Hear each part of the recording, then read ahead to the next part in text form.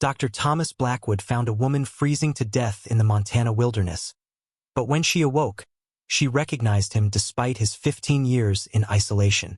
What dangerous secret has followed her through the snow to his remote cabin? The axe bit deep into the frozen log, sending splinters flying across the snow-covered yard. Thomas Blackwood yanked it free and swung again, his breath clouding in the bitter Montana air. He needed more firewood before nightfall, when the temperature would drop low enough to freeze a man's blood. A lone wolf howled in the distance, making Thomas pause. Winter of 1885 had arrived early and harsh. 3 weeks now, the snow hadn't stopped. He glanced at the heavy gray clouds hanging low over the pine trees. More snow coming. 15 years he'd lived alone in this cabin, hidden away from the world that had once known him as Dr. Blackwood, the promising young physician from Chicago. 15 years since he'd failed to save his wife Sarah and their baby girl from scarlet fever. 15 years of punishment he'd given himself. The wind shifted suddenly, carrying a strange sound across the clearing. Thomas tilted his head, listening. Not a wolf, not a hunting cat. Something human? He dropped the axe and reached for his rifle, leaning against the woodpile. Strangers meant trouble, especially in winter. The nearest town, Silverton, lay 20 miles south through mountain passes that only fools would travel in this weather. The sound came again, a weak cry carried on the wind. "Hello!" Thomas called out, his voice rough from disuse. He spoke to himself sometimes, but rarely had cause for real conversation. "Anyone there?" No answer came, but Thomas's eyes caught a flash of movement at the edge of the tree line. Something that didn't belong amid the white and brown landscape. A splash of deep blue. Thomas trudged through knee-deep snow, rifle ready. As he neared the trees, his heart jumped into his throat. Not something. Someone. Half buried in a snowdrift lay a woman, her blue dress crusted with ice, her face nearly as white as the snow around her. Dark hair spilled across the ground, frozen in places to the earth beneath. "Ma'am!" Thomas knelt beside her, setting his rifle down. "Can you hear me?" Her eyelids fluttered but didn't open. A faint moan escaped her blue-tinged lips. Thomas pressed his fingers to her neck, searching for a pulse. Faint, but present. How long had she been out here? How had she even reached this remote spot miles from any road? No horse nearby, no traveling companions. He scanned the area and spotted a small leather satchel partially buried in snow. A few yards away lay pieces of what looked like a broken sleigh, no, too small. A carriage, perhaps, reduced to splinters. "Miss, I'm going to move you now," Thomas said, though he doubted she could hear. "Got to get you warm." He scooped her into his arms, surprised at how light she felt despite her many layers of clothing. Much too fine for mountain weather. City clothes. A lady's clothes. As he lifted her, something fell from her coat pocket. A folded paper, sealed with wax. Thomas shifted her weight carefully to retrieve it, tucking it inside his own coat. The woman's head lolled against his chest as he carried her through the deepening snow toward his cabin. Her skin felt like ice against his hand. "Bad sign. Very bad." "Stay with me," he murmured. "Just a little further now." Inside the cabin, Thomas laid her gently on his bed. The single room held only basic furnishings: the bed, a table with 2 chairs, a chest for his few clothes, and the iron stove that provided both heat and a cooking surface. Working quickly, Thomas built up the fire in the stove until the metal sides glowed red. Then came the difficult part. The woman's clothes were soaked through. If he didn't remove them, the moisture would only keep her cold, possibly freezing against her skin. But Thomas had lived alone so long. The thought of undressing an unconscious woman made his hands shake. "Forgive me, miss," he said quietly. "Doctor's duty." His medical training took over as he gently removed her outer garments, a fur-lined coat of fine quality, the ice-stiffened blue dress beneath, leather boots that must have cost more than Thomas earned in a year from his trap lines. He left her cotton undergarments in place, quickly wrapping her in every blanket he owned. Her skin remained frighteningly cold to the touch. Hypothermia had set in deep. Thomas had seen it before during his medical practice in Chicago. Street people brought in frozen nearly solid. their hearts slowing as their bodies shut down to preserve what little heat remained. He heated water in his largest pot, then filled his hot water bottle, a luxury he'd kept from his previous life, and placed it near her core. He considered his options. Body heat would help, but the impropriety of it made him hesitate. The woman's breathing became more labored. Propriety be damned. Thomas removed his own wet outer layers, then slipped under the blankets beside her, keeping a thin blanket between them for decency. He wrapped his arms around her, trying to share his warmth. "Don't you die on me?" he whispered, the words catching in his throat. How long since he'd spoken to another human being? The trappers who bought his furs each spring barely counted as conversation. Minutes ticked by, marked only by the crackling of the fire and the woman's shallow breathing. Thomas found himself studying her face, young, perhaps mid-20s, with delicate features that spoke of wealth and gentle living. A small scar marked her chin, barely visible. Her hands, though cold, showed no signs of labor's calluses. What was someone like her doing in the Montana wilderness in winter? Alone? Thomas remembered the paper he'd retrieved. Keeping one arm around the woman, he used his free hand to withdraw the folded page from his coat pocket. The wax seal bore an ornate W pressed into deep red. Breaking the seal felt like an invasion of privacy, but Thomas needed answers.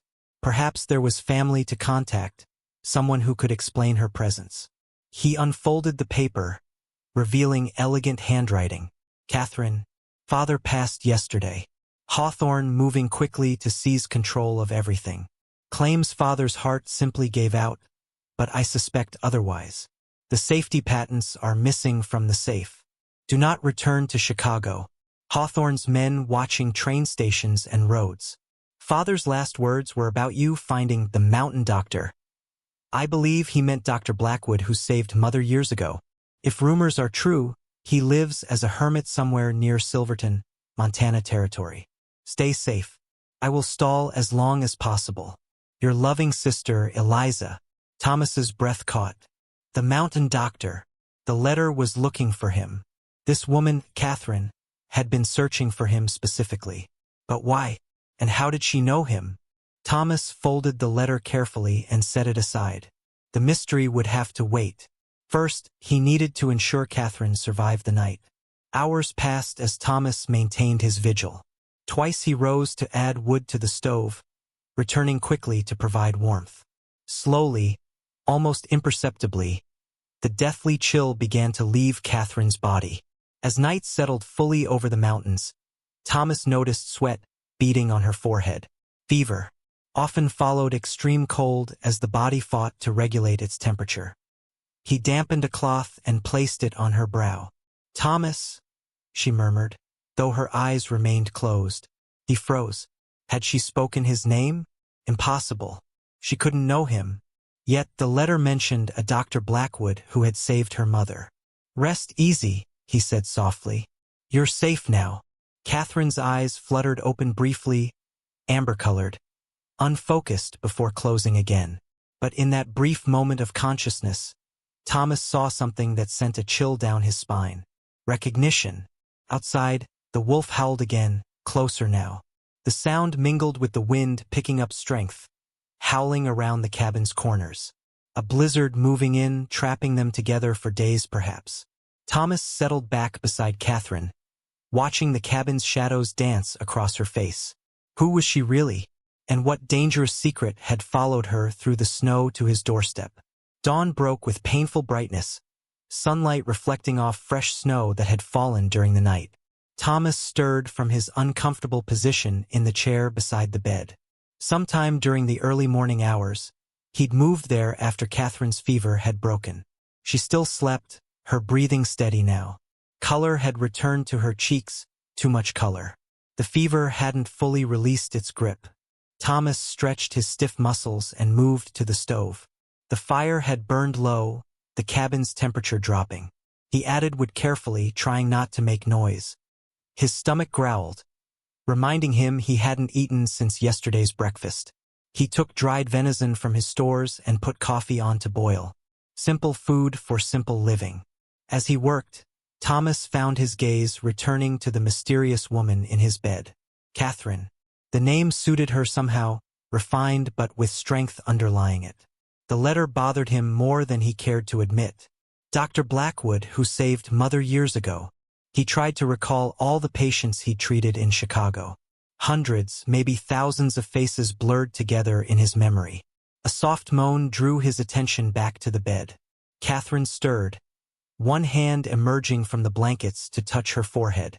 Thomas approached slowly, not wanting to frighten her. "Miss, can you hear me?" Her eyes opened, those striking amber eyes, and fixed on him with startling clarity. No confusion, no fear, just recognition. "Dr. Blackwood," she whispered, voice cracking from dryness. "You're real. They said you'd become a ghost." Thomas felt the floor tilt beneath him. "You know me?" She attempted to sit up but fell back weakly. "Water, please." Thomas filled a cup from his water bucket and helped her drink, supporting her head gently. "Small sips," he instructed, the doctor in him taking over. After drinking, Catherine sank back against the pillow. "You don't remember me," she said. Not a question but a statement. "Should I?" Thomas set the cup aside, studying her face for anything familiar. "I was 10 years old. You came to our house on Lakeshore Drive when my mother couldn't breathe. The other doctors said nothing could be done." A ghost of a smile touched her lips. "You saved her life." Thomas frowned, searching his memories. Lakeshore Drive meant wealth, the cream of Chicago society. Then suddenly, like a match struck in darkness, the memory flared to life. "Winfield," he said slowly. "Your mother was Eleanor Winfield. Diphtheria. The other doctors had given up, but I tried an experimental treatment."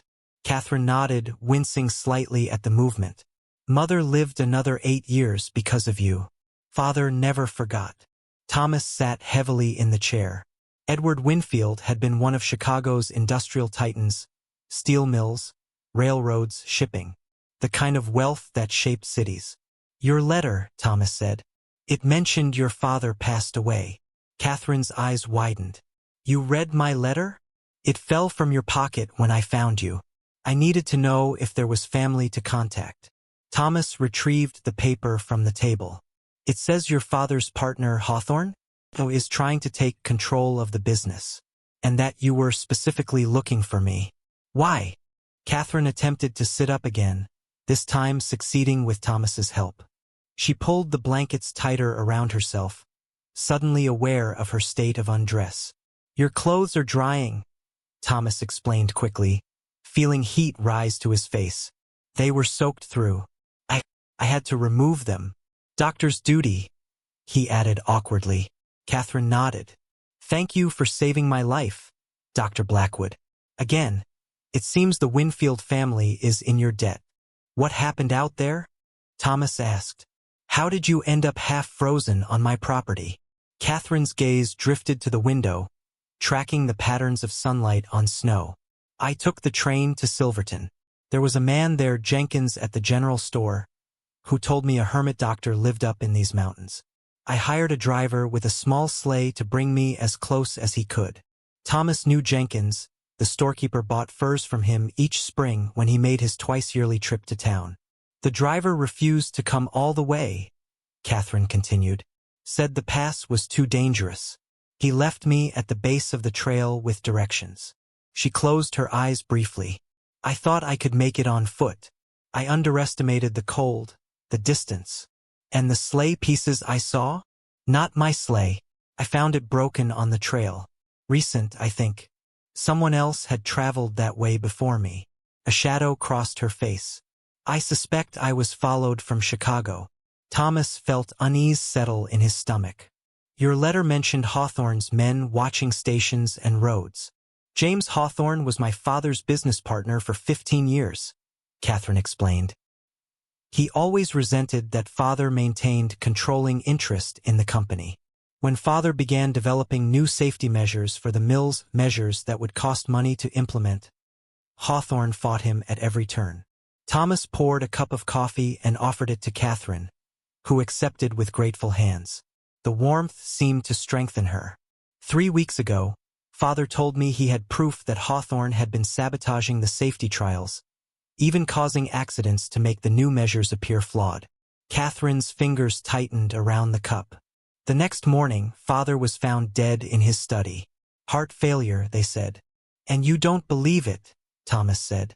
Catherine met his gaze directly. My father was 62 and healthy as a horse. He never had heart troubles a day in his life. People can have heart problems without showing symptoms, Thomas said carefully.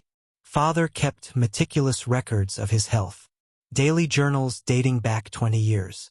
Catherine's voice strengthened with conviction. The night before he died, he told me he'd hidden evidence against Hawthorne in his personal safe, along with the patents for the safety improvements. After his death, the safe was empty except for his will. Thomas moved to stoke the fire, giving himself time to think. And you believe I can help you prove your father was murdered? Father's last words to my sister were about finding the mountain doctor. Finding you. Catherine set the empty cup aside. I believe he trusted you to help us expose Hawthorne. A knock at the door startled them both. Thomas grabbed his rifle, motioning for Catherine to stay silent. No one visited his cabin. Ever. Through the window, he caught sight of two men on horseback. Strangers, well-dressed despite the wilderness setting. One held a rifle casually across his saddle. "Hello, the cabin," called the leader, a tall man with a neatly trimmed beard. "Wondering if you've seen a young woman in these parts? We're searching for our employer's daughter. Ran off after her father died. Not right in the head with grief." Thomas felt Catherine's hand grip his arm, her fingers digging in with fear. He gave her a reassuring nod before moving to the door, opening it just enough to be heard while blocking any view of the cabin's interior. "Haven't seen anyone," Thomas called back. "No one comes up this way in winter." The bearded man studied Thomas with cold eyes. "Mind if we warm ourselves a bit? Been riding since dawn." "Sorry," Thomas replied. "Got sickness in here. Wouldn't want to expose you gentlemen." The men exchanged glances. "What kind of sickness?" asked the second man suspiciously. "Mountain fever," Thomas answered without hesitation. "Nasty business. Starts with coughing fits. Then the blood comes. Usually fatal within days." The men backed their horses a few steps. "If you see a young woman, dark hair, city clothes," said the leader, "there's $50 for information. She's unwell, needs her family." Thomas nodded. "I'll keep an eye out. Though like I said, no one comes up this way in winter." The men turned their horses, but not before the leader gave the cabin a final, searching look. "We're staying in Silverton at the hotel. Name's Smith. John Smith." Thomas waited until they'd disappeared among the trees before closing and barring the door. He turned to find Catherine standing by the bed, blanket wrapped around her, face pale with fear. "Hawthorne's men," she whispered. "Likely," Thomas agreed. "But they're gone for now." "They'll be back," Catherine said with certainty. "Smith isn't his real name. That was Victor Reed, Hawthorne's head of security." Thomas moved to the window, watching the men's tracks disappear into the forest. "How did they find you so quickly?" "I don't know." Catherine sank onto the edge of the bed, suddenly exhausted. The hotel clerk in Silverton must have talked. Thomas ran a hand through his beard. 15 years he'd lived in peaceful isolation, and now danger had found his doorstep in the form of a woman with amber eyes who somehow knew him. "We need to move you," he said decisively. "Once your clothes are dry. There's a trapper's cabin about 5 miles west. Abandoned now, but solid enough. We can hide you there while I find out what these men really want." Catherine shook her head. "I can't ask you to risk yourself for me." "You already have," Thomas pointed out. "By coming here." Their eyes met across the small cabin. Something unspoken passed between them, recognition of a turning point. Thomas had turned his back on the world 15 years ago. Now the world had found him anyway, in the form of a half-frozen woman with secrets and dangerous men on her trail. "Why did you really leave Chicago, Dr. Blackwood?" Catherine asked softly. "You were rising in reputation. sought after by the city's finest families. Thomas turned away, the familiar pain rising in his chest. Some failures cut too deep to stay and face every day. "Your wife and daughter," Catherine said, surprising him. "I remember my mother telling me." "I'm sorry." Thomas was saved from responding by a sound outside, horses approaching again. Too soon for the men to have gone far and returned. He moved swiftly to the window. 3 new riders emerged from the trees, these dressed differently, rough clothes, unshaved faces. Mountain men, not city dwellers. One spotted Thomas in the window and raised his hand in greeting. "Thomas Blackwood. Need your help, man. Jenkins from town sent us. Got a boy hurt bad from a falling tree." Thomas hesitated, looking back at Catherine. Doctor's duty pulled against his need to protect her. "Go," she said softly. "I'll be fine." Thomas grabbed his medical bag, rarely used these days except for his own occasional injuries. "Bar the door behind me," he instructed. "Don't open it for anyone but me. My hunting rifle is loaded beside the bed." As Thomas stepped out into the blinding snow, he couldn't shake the feeling that the fragile piece of his solitary existence had shattered forever. Whatever storm had blown Catherine Winfield to his door was just beginning to show its true strength. And somewhere in the wilderness between his cabin and Silverton, men with cold eyes and false names were hunting them both. Blood dripped onto fresh snow, each scarlet drop a stark reminder of how quickly life could turn. Thomas pressed clean cloth against the young logger's mangled leg, his doctor's hands working with a confidence he thought he'd lost years ago. "Hold him steady," Thomas ordered the 2 men who'd brought the injured boy. The makeshift camp they'd set up barely offered protection from the biting wind. Billy Jenkins, the storekeeper's nephew, had been cutting trees when one snapped wrong, its massive weight pinning his leg against frozen ground. The other loggers had freed him and brought him partway down the mountain before sending a rider to fetch Thomas. "Will I lose it, Doc?" Billy asked through gritted teeth, his young face pale beneath dirt and sweat. Thomas didn't answer immediately, focusing on cleaning the wound. The leg wasn't crushed beyond saving, but infection posed the real danger. "Not if I can help it," he finally replied, reaching for his medical bag. Inside were precious bottles of alcohol and iodine, supplies he'd hoarded for years without using. "This will hurt badly." Billy nodded, biting down on a leather strap offered by one of the other men. As Thomas worked, his mind kept drifting back to his cabin, to Catherine waiting alone. What if Hawthorne's men returned? What if they'd circled back after he'd left? The worry made his hands less steady than they should be. "You still got the touch, Doc," said Mike Thornton, the oldest of the loggers. "Heard you gave up medicine." "I did," Thomas replied shortly, tying off a neat bandage around Billy's leg. "Lucky for the boy you didn't forget," Mike observed. "Lucky for a lot of folks if you ask me." Thomas didn't respond. Luck had nothing to do with it. Medical training lived in his muscles, in reflexes he couldn't erase no matter how many years he spent hiding in these mountains. "We need to get him to town," Thomas said, packing away his supplies. "The wound needs proper care." "Storm's coming in," said the 3rd man, gesturing toward dark clouds gathering over the western peaks. "Won't make Silverton before it hits." Thomas weighed his options. Billy needed better care than he could provide in the wilderness. But Catherine was alone, possibly in danger. And if these men took him to town, Hawthorne's men might connect him to Catherine. "There's my cabin," Thomas said reluctantly. "About an hour from here. We can wait out the storm there, then get Billy to town tomorrow." Mike nodded gratefully. Mighty kind, document. Kind wasn't the word Thomas would have chosen. Trapped felt more accurate. The men fashioned a stretcher from pine branches and blankets. As they lifted Billy, the boy cried out, then fell silent, passed out from pain. "Better that way," Mike said grimly. The journey back to the cabin took nearly 2 hours, the men struggling against strengthening wind and thickening snow. Thomas led the way, his thoughts racing ahead to Catherine. How would she react to strangers? Would she understand the necessity? When the cabin finally came into view through swirling snow, Thomas noticed immediately that no smoke rose from the chimney. Fear grabbed his chest. "Wait here," he told the men, hurrying ahead. The cabin door stood slightly open, knocked askew on its hinges. Thomas pushed it wide, heart hammering. "Catherine?" he called into the silent room. No answer came. The fire had died to embers. The blankets lay in a heap on the floor beside the bed. Catherine's clothes, her dress and coat, were gone from where he'd hung them to dry. On the table lay a single sheet of paper, held in place by his hunting knife. Thomas snatched it up, recognizing Catherine's handwriting.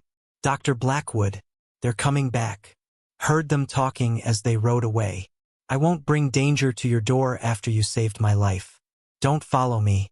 Forget we met. K." Thomas crumpled the note in his fist. Stubborn, foolish woman. Where could she possibly go in this weather? On foot?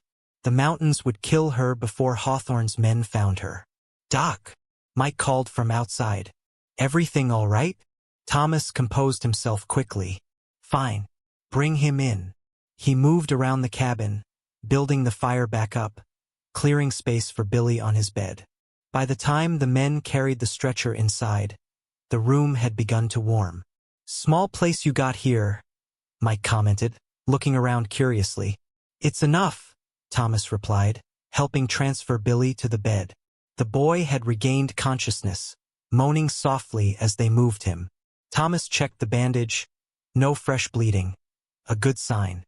"Make yourselves comfortable," Thomas told the other men, gesturing to the chairs and floor. "Storm sounds like it's getting worse." While the men settled in, Thomas moved to the window, staring out at the white wilderness. Catherine had perhaps an hour's head start. In the snow, injured and weak from her ordeal. He needed to find her, but he couldn't leave Billy. "Something wrong, Doc?"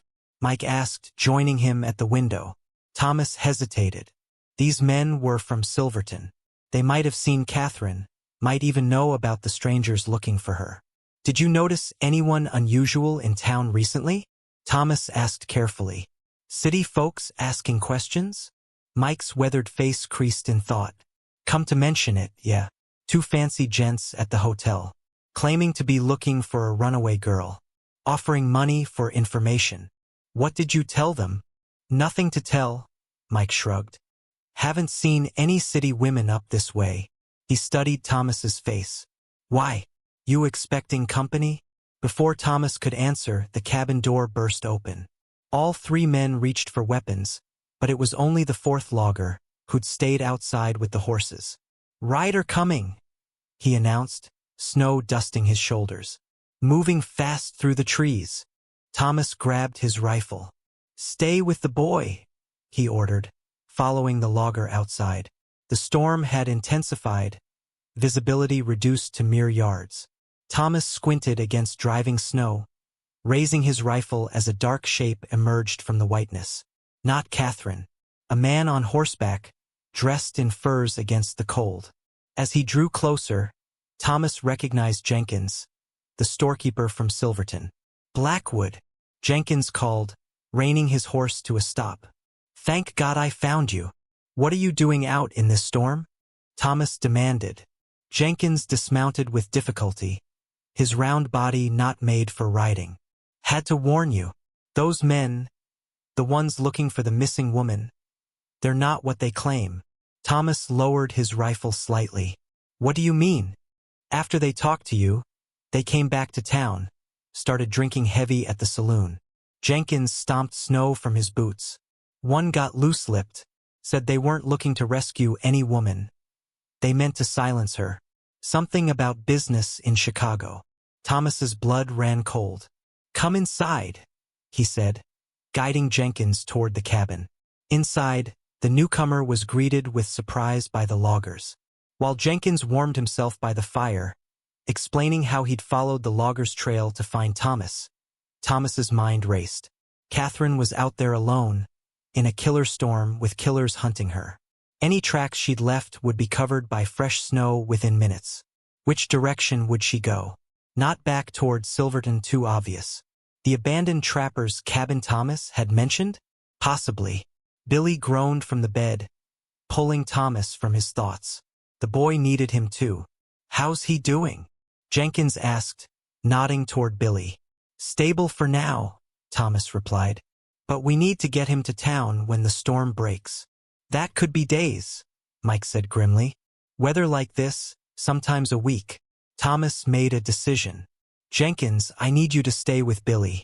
Keep the wound clean, change the bandage every few hours. There's someone I need to find. In this storm, Mike looked at Thomas like he'd lost his mind. That's suicide document. Nevertheless, Thomas replied, moving to gather supplies. I'm going. Jenkins blocked his path. Doc, no one could survive out there long. If it's the woman those men are after, she's either found shelter or... He didn't finish the thought. Thomas pushed past him, stuffing bread, dried meat, and an extra blanket into a pack. There's a place she might have gone. I have to try. The other men exchanged looks, clearly thinking him crazy. Perhaps he was. 15 years of isolation had made him forget how to care about another person's fate. Now suddenly he cared too much. Mike stepped forward. I'll come with you. Thomas shook his head. Someone needs to get Billy to town when the weather clears. That's your job. Before anyone could argue further, Thomas donned his heaviest coat, wrapped a scarf around his face, and stepped back into the howling storm. The wind hit him like a physical blow, nearly knocking him off his feet. Snow had already covered any tracks Catherine might have left. Thomas oriented himself by the rocky outcropping visible through the whiteness, then began trudging west. If Catherine had listened to anything he'd said earlier, she might have remembered him mentioning the abandoned trapper's cabin. 5 miles west, he'd told her. A hard walk even in good weather. Thomas bent his head against the driving snow and walked. Each step required effort, the snow now reaching mid-thigh in places. His face burned with cold despite the scarf. Night would fall soon. Finding the cabin in darkness would be nearly impossible. If Catherine was out in this without shelter, Thomas pushed the thought away. She was smart. She'd find a way to survive. A wolf howled somewhere to his left, the sound oddly comforting. Wolves were smart too. They didn't stay out in killing storms. As daylight faded, the storm intensified. Thomas could barely see 10 feet ahead. He should turn back, try again tomorrow. But tomorrow might be too late. Something dark loomed ahead, trees, thicker than those around his cabin. Thomas struggled toward them, knowing the old trapper's place lay just beyond the tree line. The physical effort of walking through deep snow had his heart pounding, sweat freezing on his skin beneath layers of clothing. Dangerous. Very dangerous. Just as Thomas began to fear he'd missed the cabin entirely, a faint orange glow caught his eye through the trees. Firelight. Someone was there. Thomas forced his burning legs to move faster, pushing through the last stretch of forest. The small cabin appeared like a mirage through the snow, a dark shape with one tiny window glowing with firelight. Hope surged through him, followed immediately by caution. What if it wasn't Catherine? What if Hawthorne's men had found this place too? Thomas approached slowly, drawing his pistol from beneath his coat. The small porch creaked under his weight as he reached the door. He listened. No voices, just the crackling of a fire. Holding his breath, Thomas pushed the door open. Catherine stood on the far side of the room, Thomas's hunting rifle aimed directly at his chest.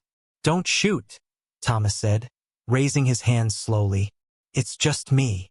Catherine's face transformed from fierce determination to shock, then relief. She lowered the rifle, her hands visibly shaking. You shouldn't have come, she whispered. But the way her voice caught told a different story. Thomas closed the door against the howling wind and removed his snow-crusted outer layers. The cabin was smaller than his own. Just one room with a tiny pot-bellied stove, a rough-hewn table, and a single chair. No bed, just old furs piled in one corner. You shouldn't have left, he countered, moving to the fire's warmth. How did you even find this place? I remembered what you said. 5 miles west. Catherine set the rifle aside. I almost didn't make it. The storm came so quickly.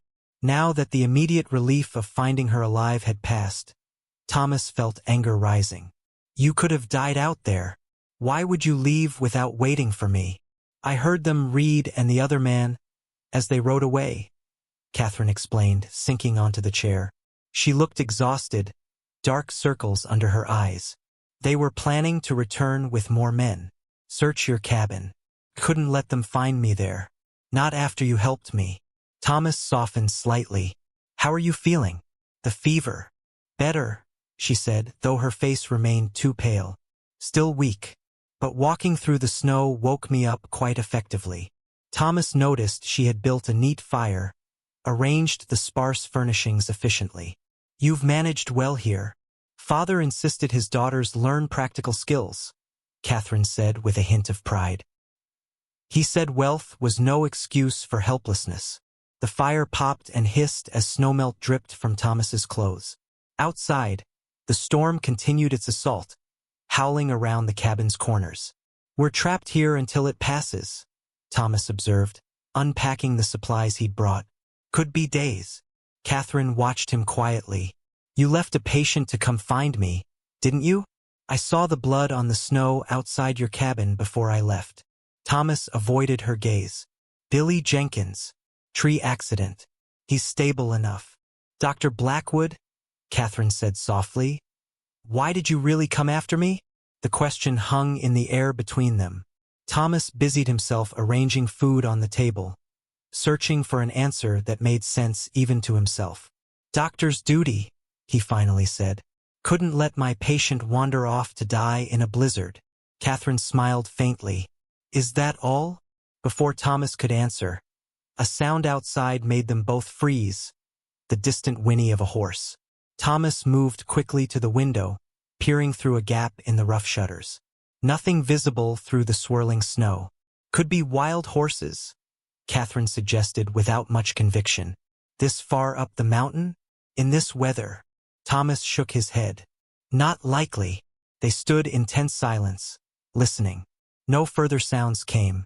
Maybe I imagined, Catherine began, but Thomas raised a hand, cutting her off. There it was again, not a horse this time, but the crunch of snow under a heavy boot. Close to the cabin. Thomas grabbed the rifle, checking quickly that it was loaded. He motioned Catherine to move away from the window, against the wall where she couldn't be seen from outside. If anything happens to me, he whispered, there's a loose floorboard in the corner. Crawl space beneath. Hide there until the storm passes, then follow the stream east. It leads to the valley, eventually to town. Fear flashed in Catherine's eyes, but she nodded, moving silently to locate the floorboard he'd mentioned. Thomas positioned himself beside the door, rifle ready. Whoever was outside, they hadn't announced themselves, not a friendly visitor then. Minutes ticked by, measured by the pounding of Thomas's heart. Had the person gone? Or were they circling the cabin, looking for another entrance? A sharp rap on the door made them both jump. Hello inside, called a voice Thomas didn't recognize. Anyone there? Thomas and Catherine exchanged looks. Should he answer? Pretend no one was home? Saw the smoke, the voice continued. Just a traveler caught in the storm, looking for shelter. It might be innocent. A lost hunter, a prospector. The mountains held many solitary men who might be legitimately seeking refuge from the blizzard. Or it might be a trap.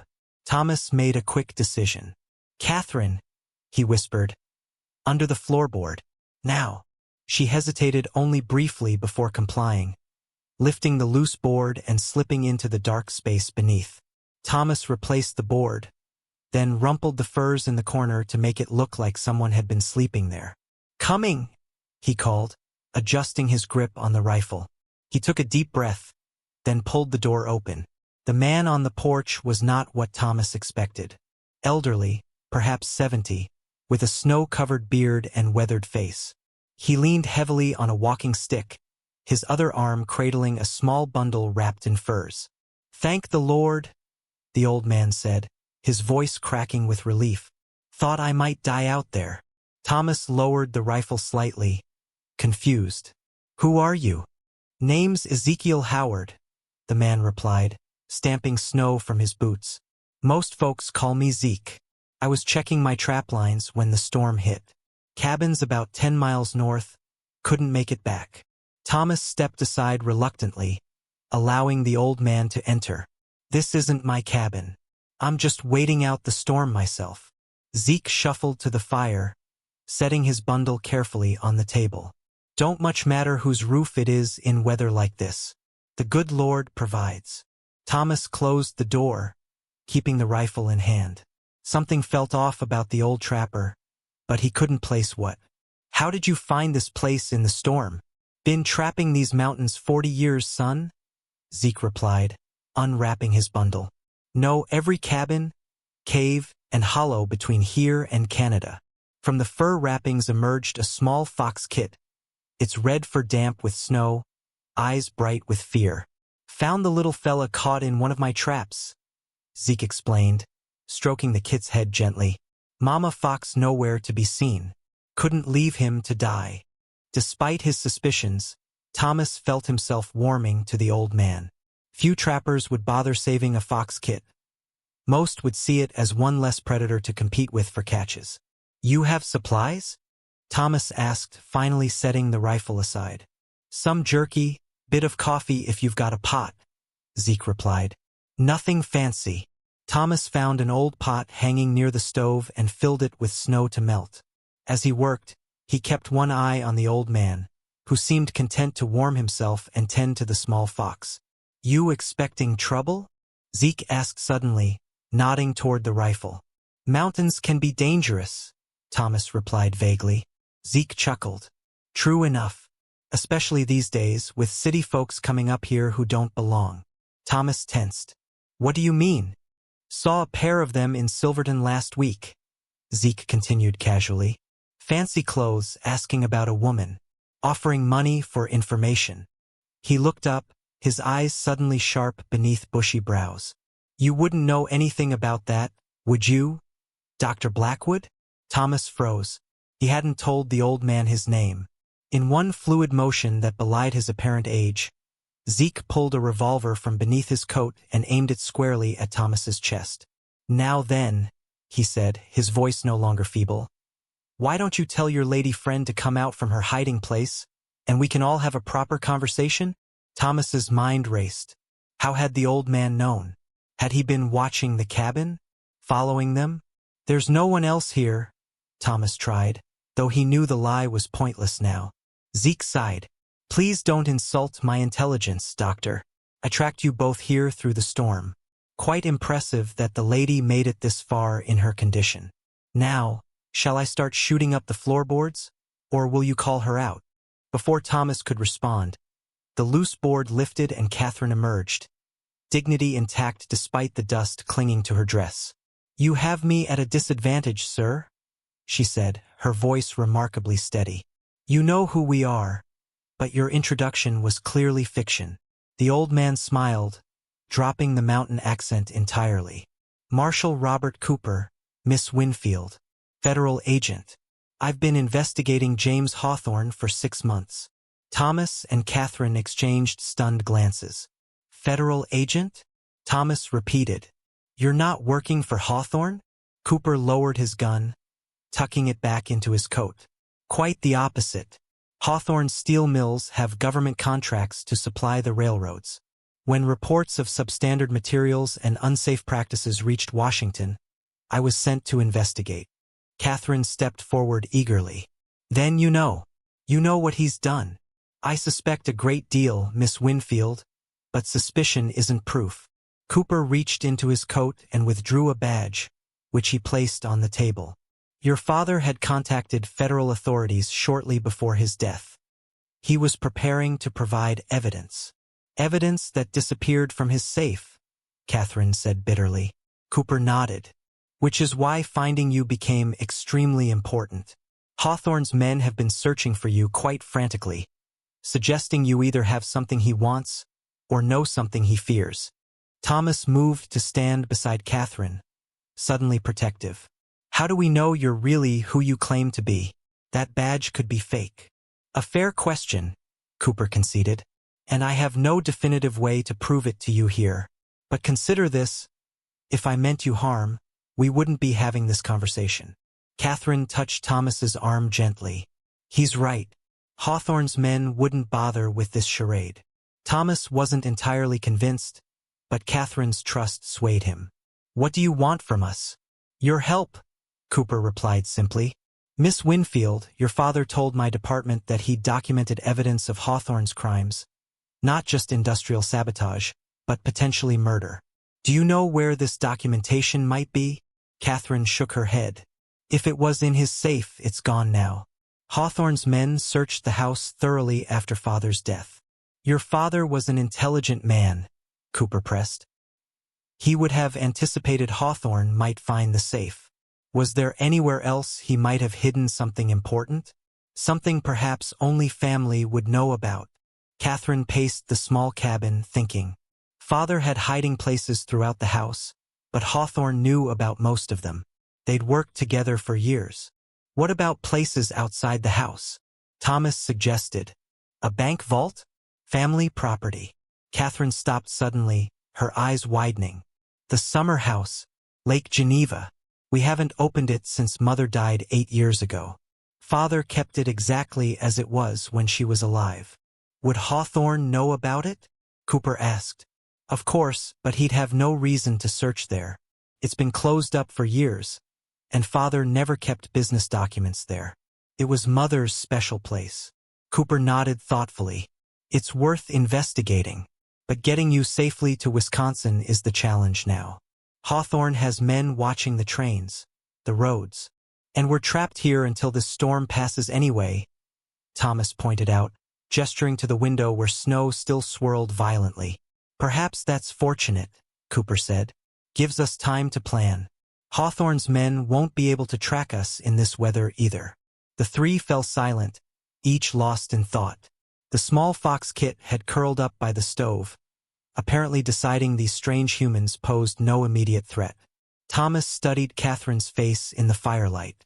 She looked exhausted but determined, her spirit unbroken despite everything she'd endured. In just days, his quiet, isolated life had been completely upended by her arrival. Yet somehow he couldn't bring himself to regret it. "You still haven't explained how you found us," Thomas said to Cooper. The federal agent smiled slightly. "I've been in Silverton for weeks, posing as a prospector. When Hawthorne's men arrived asking about a woman, I paid attention. Then when they started asking specifically about a hermit doctor in the mountains, I knew something significant was happening." "You followed them to my cabin," Thomas guessed. "And then followed you here through the storm," Cooper confirmed. "Not an easy task, I might add." Catherine sat down heavily on the chair, the events of the day clearly taking their toll. "So what happens now? We wait out the storm. Then what?" "Hawthorne's men are still out there." Cooper's expression grew serious. "First, Miss Winfield, I need to know exactly what your father told you before he died. Every detail could be important." As Catherine began recounting her final conversations with her father, Thomas moved to check on the fox Kit. The small creature had fallen asleep, its tiny chest rising and falling rapidly. Just like this fox, Thomas thought, Catherine had stumbled into his path injured and vulnerable. And just like the fox, she had awoken something in him he thought long dead, a desire to protect, to care, to engage with the world beyond his solitary existence. Outside, the storm continued to rage, temporarily holding the dangers of Hawthorne's men at bay. But Thomas knew the real storm, the one that would determine whether Catherine found justice for her father, was just beginning to gather strength. And somehow, against all his careful plans for a life of isolation, he had placed himself directly in its path. "Catherine Winfield doesn't exist anymore," Marshall Cooper announced, spreading documents across the rough wooden table. Dawn light filtered through the cabin's single window, revealing a world transformed by the blizzard. 3 feet of fresh snow blanketed everything outside, pristine and deadly in its beauty. Catherine leaned forward, examining the papers with furrowed brows. "Margaret Bennett?" she read aloud from one document. "Who is she?" "You are," Cooper replied, tapping a freshly created identification card bearing Catherine's likeness but a stranger's name. "A widow traveling west to meet her uncle in San Francisco." Thomas watched from across the cabin, mixing a healing poultice from herbs he'd found in the trapper's stores. The storm had finally broken during the night, leaving them with decisions to make. Cooper's plan was bold, perhaps even foolhardy. "And what about Dr. Blackwood?" Catherine asked, glancing toward Thomas. Cooper smiled slightly. "He'll be John Bennett, your protective older brother, escorting you west after your husband's tragic passing." Thomas raised an eyebrow but said nothing. Brother and sister? The cover might work at a distance, but anyone paying close attention would notice how Thomas looked at Catherine when she wasn't watching. Nothing brotherly in that gaze. "We leave at noon," Cooper continued, gathering the papers. "The passes should be clear enough by then. We'll head north first, then east toward the Great Northern Line. Hawthorne's men will be watching the Silverton station." "What about Billy?" Thomas asked. "The injured boy at my cabin." "Your logger friends would have taken him to town once the weather cleared," Cooper replied. "I'll send a telegram from the first station we reach. Make sure he's being cared for properly." Catherine stood, stretching stiff muscles. 3 days in the cramped cabin had taken their toll on all of them. "I need some air," she announced, reaching for her coat. "Stay close," Cooper warned. "We don't know who might be searching once the storm's passed." Outside, Catherine breathed deeply of the crisp mountain air. The world glittered around her, silent and majestic. She'd never seen such perfect stillness, such complete isolation from the noise and smoke of Chicago. Thomas joined her a moment later, carrying a small bundle wrapped in cloth.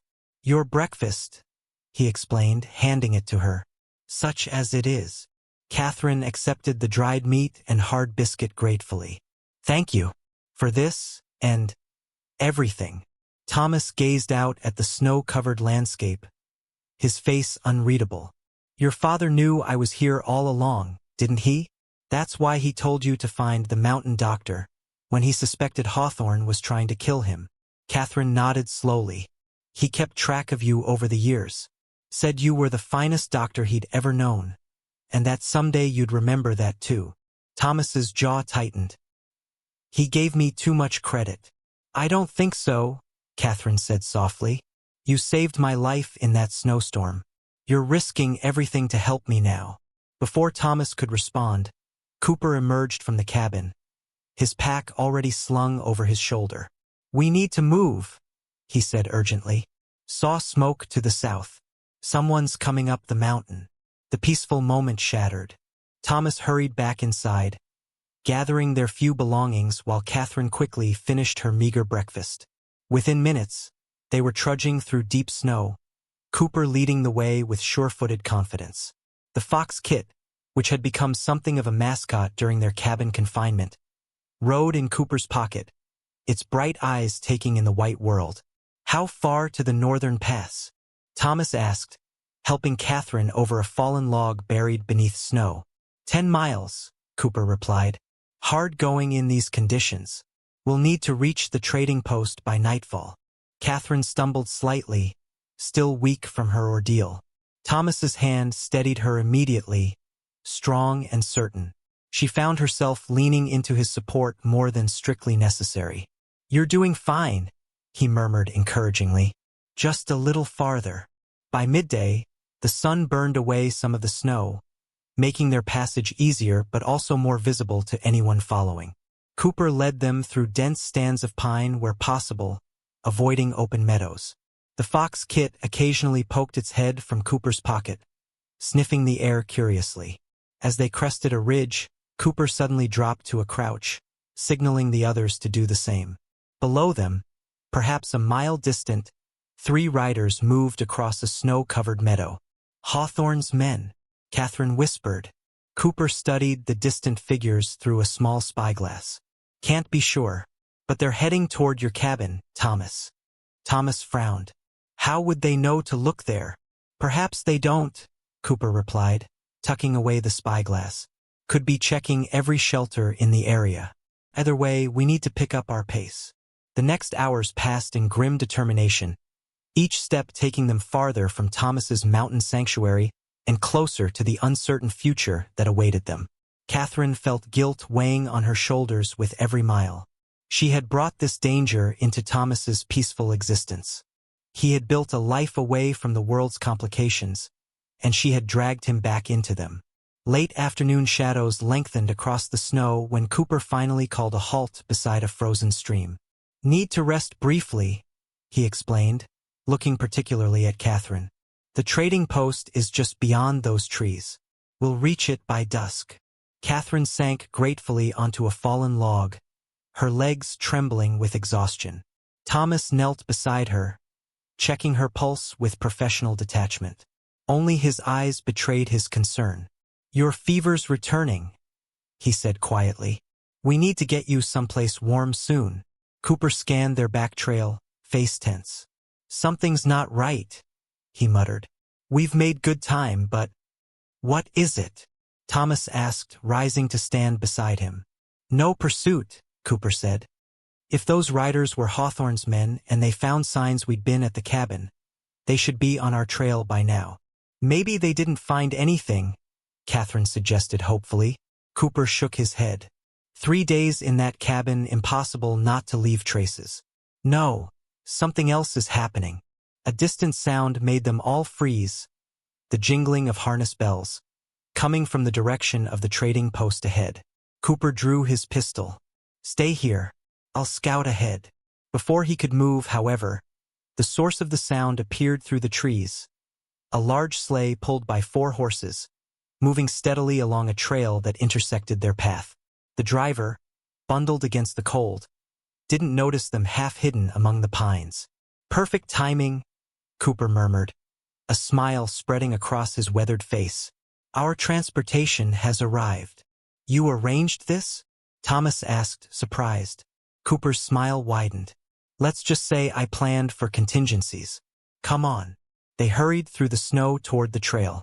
Cooper stepped out first, waving his arms to catch the driver's attention. The sleigh slowed, then stopped. "Ho there, Fergus," Cooper called cheerfully. "Room for 3 more to the station?" The driver, a burly man with a magnificent beard frosted with ice, squinted at them suspiciously. Then recognition dawned. "Cooper, didn't expect to see you out here after that storm." "Change of plans," Cooper replied easily. "These good folks need passage east. Urgent family matter." Fergus eyed Thomas and Catherine dubiously, noting her city clothes and obvious exhaustion. "Ain't much room with all this mail, but you can squeeze in the back. $20 to the station." Cooper handed over the money without haggling, then helped Catherine climb aboard.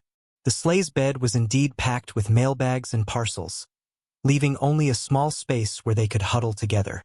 As the sleigh lurched forward, resuming its journey, Catherine found herself pressed close against Thomas's side. His arm went around her shoulders automatically, steadying her against the jolting motion. "Rest now," he said softly. "You're safe." Catherine wasn't certain that was true, but her body betrayed her regardless, eyelids growing heavy as the rhythm of the sleigh and the warmth of Thomas beside her lulled her toward sleep. Thomas watched her drift off, concern etching lines around his eyes. Her skin felt too warm against his hand when he brushed a strand of hair from her face. The fever was definitely returning. "She needs a doctor," he murmured to Cooper. The marshal smiled faintly. "She has one." Thomas shook his head. "I haven't practiced real medicine in 15 years. And yet you saved the Jenkins boy's leg, and you saved Miss Winfield from freezing to death," Cooper observed. "Seems to me being a doctor isn't something you forget, no matter how long you hide from it." Thomas had no response to that. Instead, he gazed at the passing landscape, the mountains he'd called home gradually giving way to gentler foothills as they descended toward civilization.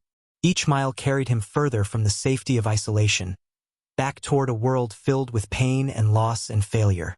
And yet, with Catherine's head resting trustingly against his shoulder, Thomas couldn't bring himself to regret the journey.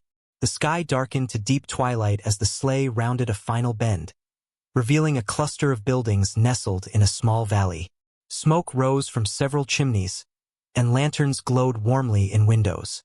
The trading post was larger than Thomas had expected, almost a small town in its own right. Northern Pacific Station's just beyond, Fergus called back to them. Train should be through by morning. Cooper nodded his thanks, then gently shook Catherine awake as the sleigh slowed near a two-story building with a sign proclaiming it Taylor's Mercantile and Inn.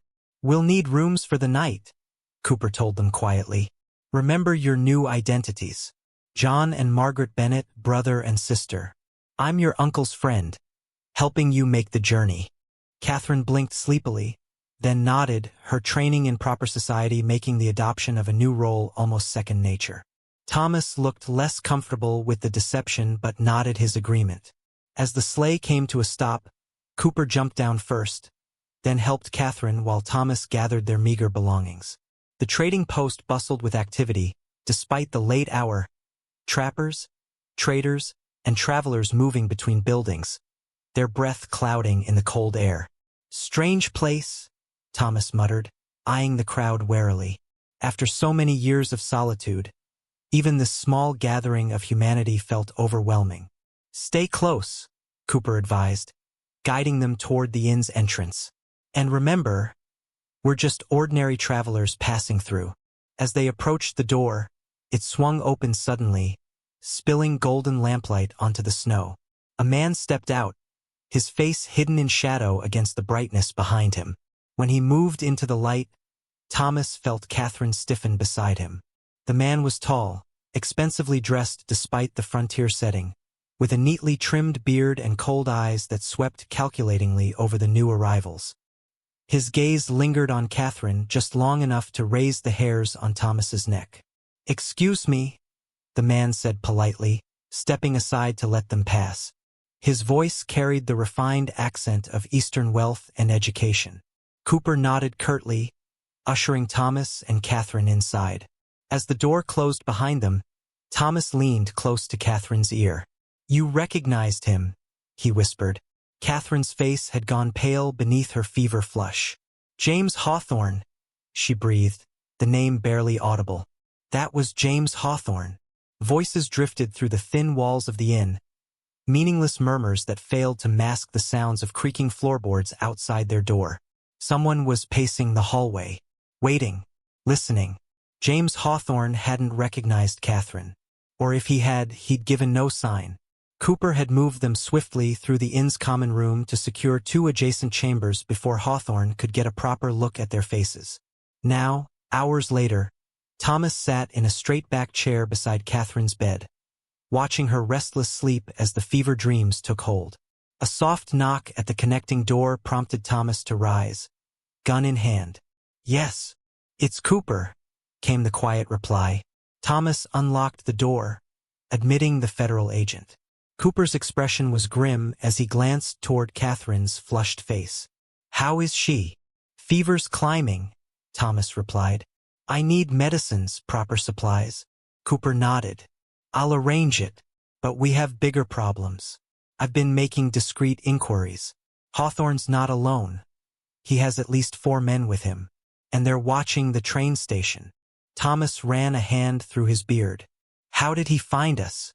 How could he possibly know we'd come this way?" "I don't think he did," Cooper said thoughtfully. "I believe he's covering all possible routes east. The man's resources are considerable. What do we do now?" Cooper moved to the window, peering cautiously through a gap in the curtains. "There's a freight train coming through tomorrow afternoon. Not for passengers, but I know the conductor. He might be persuaded to take on 3 extra bodies heading east." Catherine stirred on the bed, murmuring something unintelligible. Thomas returned to her side immediately, laying a cool cloth across her forehead. "She can't travel like this," he said firmly. "The fever needs to break first." Cooper's jaw tightened. "We may not have that luxury. If Hawthorne recognizes her, then we'll deal with that problem when it arises," Thomas interrupted. "I've watched patients die from fevers like this. I won't risk her life by moving her too soon." The 2 men stared at each other, a silent battle of wills that ended when Cooper finally nodded. "One day, if the fever breaks by tomorrow night, we take the midnight freight." After Cooper left, Thomas sat again in the uncomfortable chair, his mind working through the limited options available to them. They needed allies, information, resources, all things he'd deliberately abandoned 15 years ago. A soft whimper from Catherine drew his attention. Her eyes had opened, bright with fever but surprisingly lucid. "He'll kill you too," she whispered. "Hawthorne, if he finds us, you should go while you can." Thomas smiled gently. "And leave you here alone? What kind of brother would that make me?" Catherine's laugh turned into a cough. "Not my brother," she managed. "Not how I think of you." Thomas felt heat rise to his face that had nothing to do with the room's small fire. "You should rest," he said, avoiding the implied question in her words. "Tell me about your wife," Catherine said instead, surprising him. "What was her name?" Thomas hesitated, the old pain rising like bile in his throat. No one had asked him about Sarah in years. No one had dared. "Sarah," he finally said, the name feeling strange on his tongue after so long. "Her name was Sarah, and our daughter was Elizabeth." Catherine reached out, her fever-hot fingers finding his hand. "What happened? Really?" Thomas stared at their joined hands, wondering why the simple question didn't send him running for the door. Perhaps because Catherine had faced her own losses, her own grief. "Scarlet fever," he said softly. "I was the best doctor in Chicago," they said, "called to attend the finest families. But when it struck my own home," he swallowed hard. "I couldn't save them. I tried everything. Every treatment, every experimental technique. Nothing worked." "So you ran away," Catherine said, not unkindly. "Hid in the mountains." "I couldn't face it," Thomas admitted. "The pity, the whispers. Poor Dr. Blackwood couldn't even save his own family. Every patient I saw afterward, I saw their faces. Every child with a fever became Elizabeth in my mind." Catherine's grip tightened on his hand. "You didn't fail them, Thomas. Medicine has limits. Even the best doctors lose patients." "Not their own wife and child," Thomas said bitterly. "Especially their own," Catherine countered. "Because then it's not medicine anymore. It's love and fear and desperate hope. Those cloud judgment, make the steadiest hands shake." Thomas looked at her in wonder. How could this woman he'd known for mere days see so clearly what he'd blinded himself to for 15 years? "Sleep now," he said gently, unable to respond to her insight. "You need rest to fight this fever." Catherine's eyes drifted closed, but her hand remained firmly in his. "Don't leave," she murmured. "I won't," Thomas promised. Morning brought new challenges. Catherine's fever had broken sometime during the night, leaving her weak but clear-headed. Thomas had dozed in the chair beside her bed, waking at the first light of dawn to find Cooper already in the room, pacing anxiously. "Hawthorne's men are searching the inn," he reported without preamble. "Room by room. They claim to be looking for a fugitive embezzler, but we know who they're really after." Thomas rose quickly. "How much time do we have?" "Minutes at most. They're starting at the other end of the hall." Catherine struggled to sit up, her face pale but determined. "We need to leave. Now." "No time to reach the station," Cooper said, peering out the window. "And they'll have men watching the roads." Thomas moved to the window beside Cooper. The inn faced the main street of the trading post, but the back overlooked a stable yard and, beyond that, dense pine forest. Two men in city clothes stood smoking by the stable doors, their casual posture belied by the way their eyes constantly scanned the surroundings. "The roof," Thomas said suddenly, pointing up. "There's a dormer window above us. If we can reach the attic, we might be able to cross to the mercantile next door." Cooper nodded approvingly. "Good thinking. I'll check the hallway." While Cooper slipped out to scout, Thomas helped Catherine dress. Her hands shook slightly as she buttoned her coat, but her eyes were clear and determined. "I'm sorry I've brought this trouble to you," she said quietly. Thomas shook his head. "You didn't bring it. Hawthorne did. And perhaps I've been hiding too long anyway." Cooper returned, closing the door softly behind him. "Hallway's clear for the moment, but there's a staircase to the attic at the end. We'll need to move quickly and quietly." They gathered their few belongings, then followed Cooper into the dimly lit hallway. Voices drifted up from below, guests complaining about the early morning disturbance as Hawthorne's men conducted their search. The trio moved silently toward the narrow stairs Cooper had found, hidden behind an unobtrusive door at the hall's end. The attic was dusty and cobwebbed, filled with discarded furniture and trunks of forgotten belongings. Light filtered through small windows at either end of the long space. Cooper led them carefully between stacked chairs and boxes toward the window that would give them access to the roof. "Careful now," he whispered as he eased the window open. Cold morning air rushed in, carrying the smell of wood smoke and pine. The slope is steep, but there's a flat section where the Mercantile's roof connects. Cooper went first, demonstrating surprising agility for a man his age as he swung out onto the frost-covered shingles. Thomas helped Catherine through next, his heart in his throat as she navigated the treacherous slope. He followed last, easing the window closed behind them to hide their escape route. The rooftop was perilous, slick with morning frost and steeply pitched. They edged along slowly, keeping low and close to the warm brick of the chimney where the frost had melted somewhat. Below, unaware of the drama unfolding above their heads, the trading post was coming to life, shopkeepers opening their doors, travelers heading for early-stage departures. They had almost reached the Mercantile's adjoining roof when a shout came from below. "Up there! On the roof!"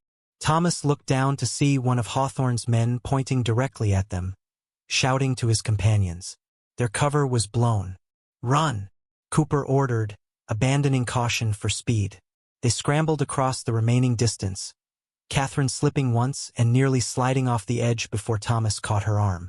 The Mercantile's roof was indeed flatter, allowing them to move more quickly. Cooper led them toward the back of the building, where a stack of empty crates created a makeshift ladder to the ground. The sound of breaking glass made them all turn. Hawthorne himself was climbing through an upstairs window of the inn, stepping onto the roof they'd just traversed. His face was a mask of cold determination as he carefully picked his way toward them. "Go!" Thomas urged Catherine toward the crates. "I'll hold them off." "Not alone you won't," Cooper growled, drawing his pistol. Catherine hesitated, but one look at the men's determined faces sent her scrambling down the crate stack. Thomas and Cooper positioned themselves at the roof edge, prepared to delay Hawthorne and his men as long as possible.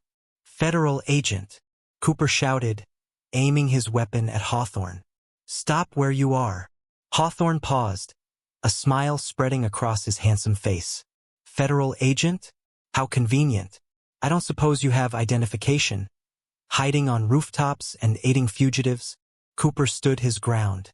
"James Hawthorne, you're under investigation for fraud, industrial sabotage, and the murder of Edward Winfield." "Serious charges," Hawthorne replied calmly, "and completely baseless, as you'll discover if you survive long enough to file a report." He gestured subtly, and Thomas noticed movement from the corners of the rooftop, more of Hawthorne's men, emerging from hidden positions. They were surrounded. Thomas glanced down to see Catherine had reached the ground and was looking up at them, horror dawning on her face as she realized their predicament. "Run!" he shouted to her. "Find Jenkins at the station. Tell him everything." For one agonizing moment, Catherine seemed frozen in indecision. Then she turned and fled toward the trees, her blue dress disappearing quickly among the pines. Hawthorne sighed dramatically. How gallant, and utterly pointless. He addressed his men without taking his eyes off Thomas and Cooper. "Two of you go after the woman. The rest, take these gentlemen someplace private where we can have a proper conversation." "That's not happening," Cooper replied, his pistol steady. "Thomas, when I fire, jump." Thomas didn't question the instruction. When Cooper's shot rang out, hitting the chimney above Hawthorne's head and sending brick fragments flying, Thomas leaped from the roof toward the crate stack. His weight smashed through the weathered wood, sending him tumbling painfully to the ground. Cooper landed beside him a moment later with a grunt of pain. "Go!" Cooper gasped, clutching his ankle. "I've twisted something." "Find Catherine." Thomas hesitated, unwilling to leave the injured man. "That's an order," Cooper barked. "She's the only one who can prove what Hawthorne did. Go!" Shots from the rooftop spurred Thomas into action. He sprinted toward the trees, bullets kicking up dirt at his heels. Behind him, he heard Cooper returning fire, covering his escape. The forest closed around Thomas like an old friend, the familiar embrace of pine and shadow. He ran without looking back, following Catherine's tracks in the light dusting of snow that remained on the forest floor. 15 years in the mountains had made him an excellent tracker, but Catherine's trail was easy to follow. City shoes left distinct impressions, her hurried flight breaking branches and disturbing undergrowth. The sound of pursuit drove him forward. Heavy footsteps and harsh breathing told him Hawthorne's men were not far behind. Thomas veered suddenly east, away from Catherine's trail, hoping to draw the pursuers after him instead. The gambit worked. The footsteps followed his new direction, allowing Catherine to escape unhindered, if she could find her way to the station alone. Thomas ran until his lungs burned, old muscles protesting the sudden exertion. When he could run no more, he ducked behind a massive fallen tree, pressing himself against the damp bark as his pursuers crashed past. "Where'd he go?" one man gasped, scanning the forest. "Keep moving," another replied. "He's heading for the station. We'll cut him off." The men continued east, following the false trail Thomas had laid. When their sounds faded, Thomas doubled back, circling toward the trading post from a different direction. He needed to reach the station before Hawthorne realized they'd been tricked. The forest thinned as he approached the northern edge of the settlement. Through the trees, Thomas could see the railroad tracks and the small wooden platform that served as Hilltop Station. A thin plume of smoke in the distance announced an approaching train. Thomas moved cautiously from tree to tree, searching for any sign of Catherine or Hawthorne's men. The station appeared empty except for a single figure seated on a bench, an elderly woman with a large carpetbag beside her. No Catherine. Had she reached the station? Been captured? Thomas hesitated at the forest edge, uncertain. A hand touched his shoulder from behind. Thomas whirled, fists raised, only to find Catherine standing there, a finger to her lips. Relief flooded through him. "How did you?" he began, but she cut him off with a quick shake of her head. "Jenkins," she whispered. "He's hiding us in the freight car. But we have to hurry. Train's almost here." "Cooper?" Thomas asked urgently. Catherine's eyes filled with tears. "They took him. I saw from the trees. Hawthorne's men dragged him into a building at the edge of town." Thomas closed his eyes briefly, a silent apology to the federal agent who had risked everything to help them. "We'll send help from the next town," he promised. "But now we need to move." Catherine led him along the tree line until they reached a small shed near the tracks. A middle-aged man with a railroad uniform and thick mustache waited anxiously by the door. "Jenkins?" Thomas asked. The man nodded. "Miss Winfield explained your situation. Any friend of Cooper's is a friend of mine." He checked his pocket watch. "Train's due in 5 minutes. You'll be in the last car, freight and mail. It's not comfortable, but it'll get you to Granville by nightfall. That's a bigger station. More places to hide. More trains heading east." "Thank you," Catherine said fervently. Jenkins waved away her thanks. "Just doing what's right. Cooper's saved my bacon more times than I can count." He peered around the shed's corner. "Coast is clear for now, but Hawthorne's got men watching the passenger platform. We'll need to board you from the far side when the train stops for water." A distant whistle announced the train's approach. Thomas felt Catherine's hand slip into his, her fingers cold but steady. Without thinking, he raised her hand to his lips, pressing a quick kiss to her knuckles. "We'll make it," he promised quietly. "Together." The warmth that flooded Catherine's eyes made Thomas's heart skip a beat. In the midst of danger and uncertainty, something new and unexpected was blooming between them. Something neither had been looking for, but both desperately needed. The train's rumbling approach grew louder, steel wheels on steel rails announcing either their escape or the beginning of an even more dangerous journey. Steam billowed around them as the massive train groaned to a stop, its iron wheels screeching against the rails. Thomas gripped Catherine's hand tightly, Both of them crouched behind stacked lumber near the water tower. Jenkins, the railroad man, signaled them with a quick wave from the far side of the tracks. "Now!" Jenkins hissed as he pretended to inspect the wheels of the last car. "Quick and quiet." Thomas helped Catherine scramble across the tracks, his eyes constantly scanning for Hawthorne's men. The freight car door slid open just enough for them to slip inside. Within seconds, they were enveloped in darkness that smelled of coffee beans, leather, and mail sacks. "Stay low," Jenkins whispered, sliding the door nearly closed. "Don't make a sound until we're well away from the station." The train whistle blew, loud and urgent. A jolt ran through the car as the engine strained against the weight of its load. Catherine stumbled into Thomas, who steadied her with an arm around her waist. Through the narrow opening in the door, they watched Jenkins give them a final nod before turning away. The station began to slide past as the train picked up speed, first inches at a time, then feet, then yards. Thomas held his breath, waiting for shouts of discovery, for Hawthorne's men to come running. None came. As the trading post fell away behind them, Catherine sagged against him in relief. "We made it," she breathed. "For now," Thomas cautioned, helping her sit on a sturdy crate. "Hawthorne won't give up so easily." The freight car's interior came into focus as their eyes adjusted to the dim light filtering through cracks in the wooden walls.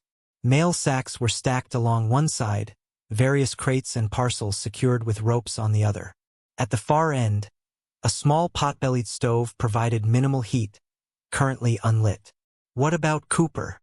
Catherine asked, her voice tight with worry. "We can't just leave him." Thomas lit a small lantern hanging near the stove, its gentle glow revealing the concern etched on his face.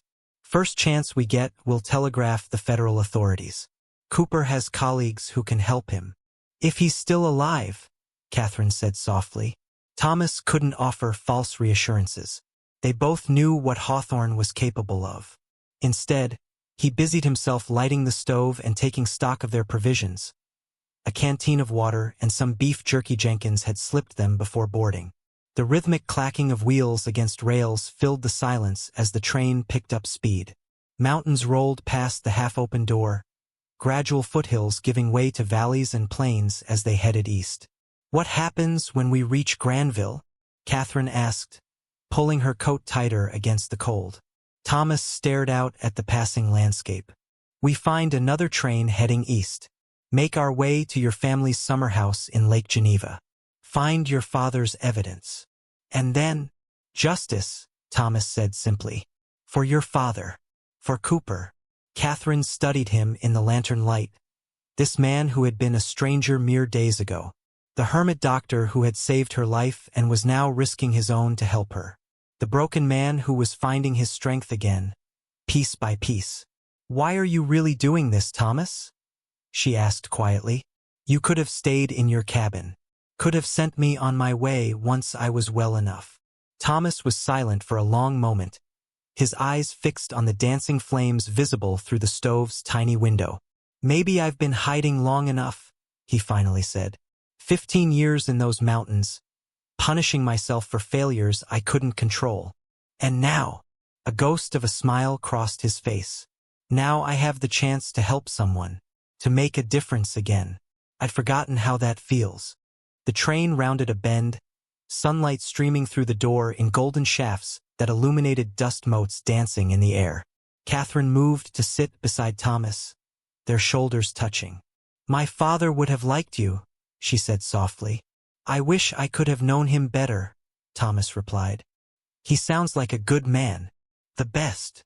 Catherine's voice caught. "He believed people deserved better than what the world gave them. Better working conditions, safer factories, fair wages. Hawthorne called him a dreamer, said his ideas would bankrupt the company. Men like Hawthorne never understand that treating people well isn't charity. It's good business," Thomas observed. "Healthy workers who aren't afraid of dying in accidents work better, stay longer." Catherine smiled. "That's exactly what Father used to say." Her smile faded. "I miss him so much." Thomas hesitated, then put his arm around her shoulders. Catherine leaned into him, accepting the comfort he offered. They sat that way as miles rolled beneath them, each lost in thoughts of those they'd loved and lost.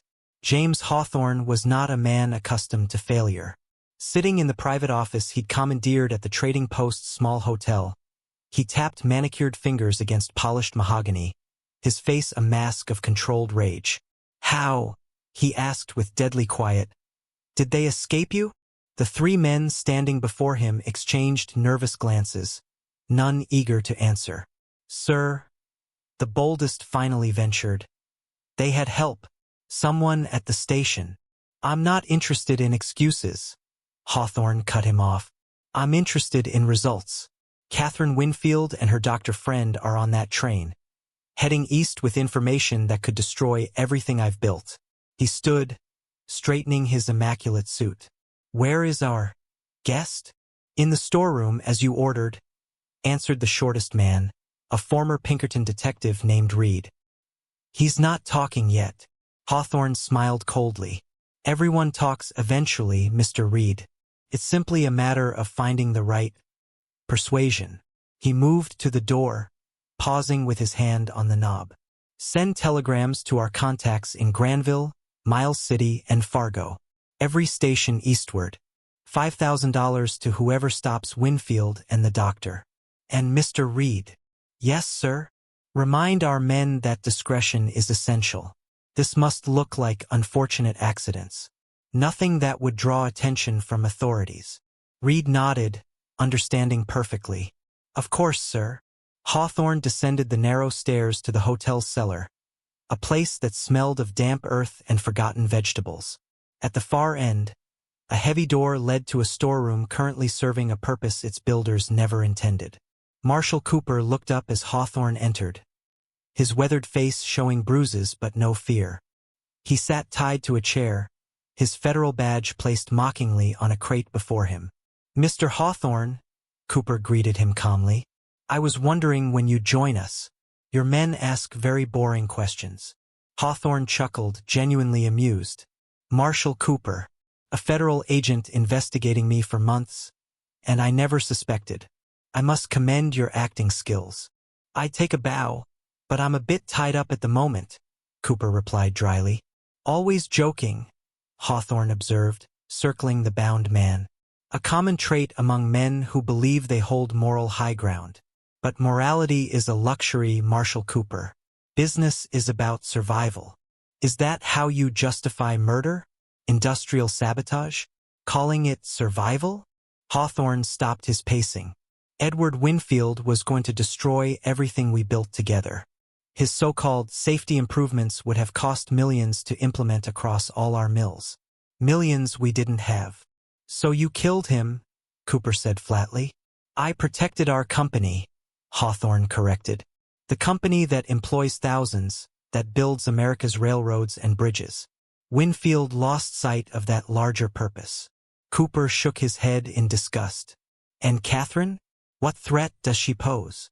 "Her father told her too much," Hawthorne said simply. "And now she's carrying that dangerous knowledge east.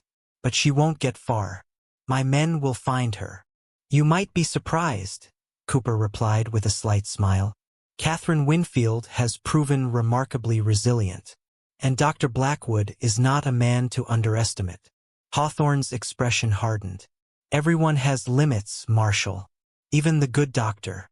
He turned to leave, but Cooper's voice stopped him at the door. "You know what your mistake was, Hawthorne? Thinking this is just about Catherine Winfield. But it's bigger than her now." Hawthorne looked back, one eyebrow raised. "Oh," Cooper's smile widened. "Federal investigations don't die with one agent. My reports are already filed.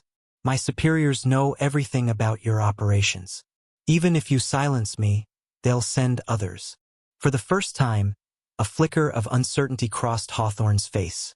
He recovered quickly, his customary confidence returning.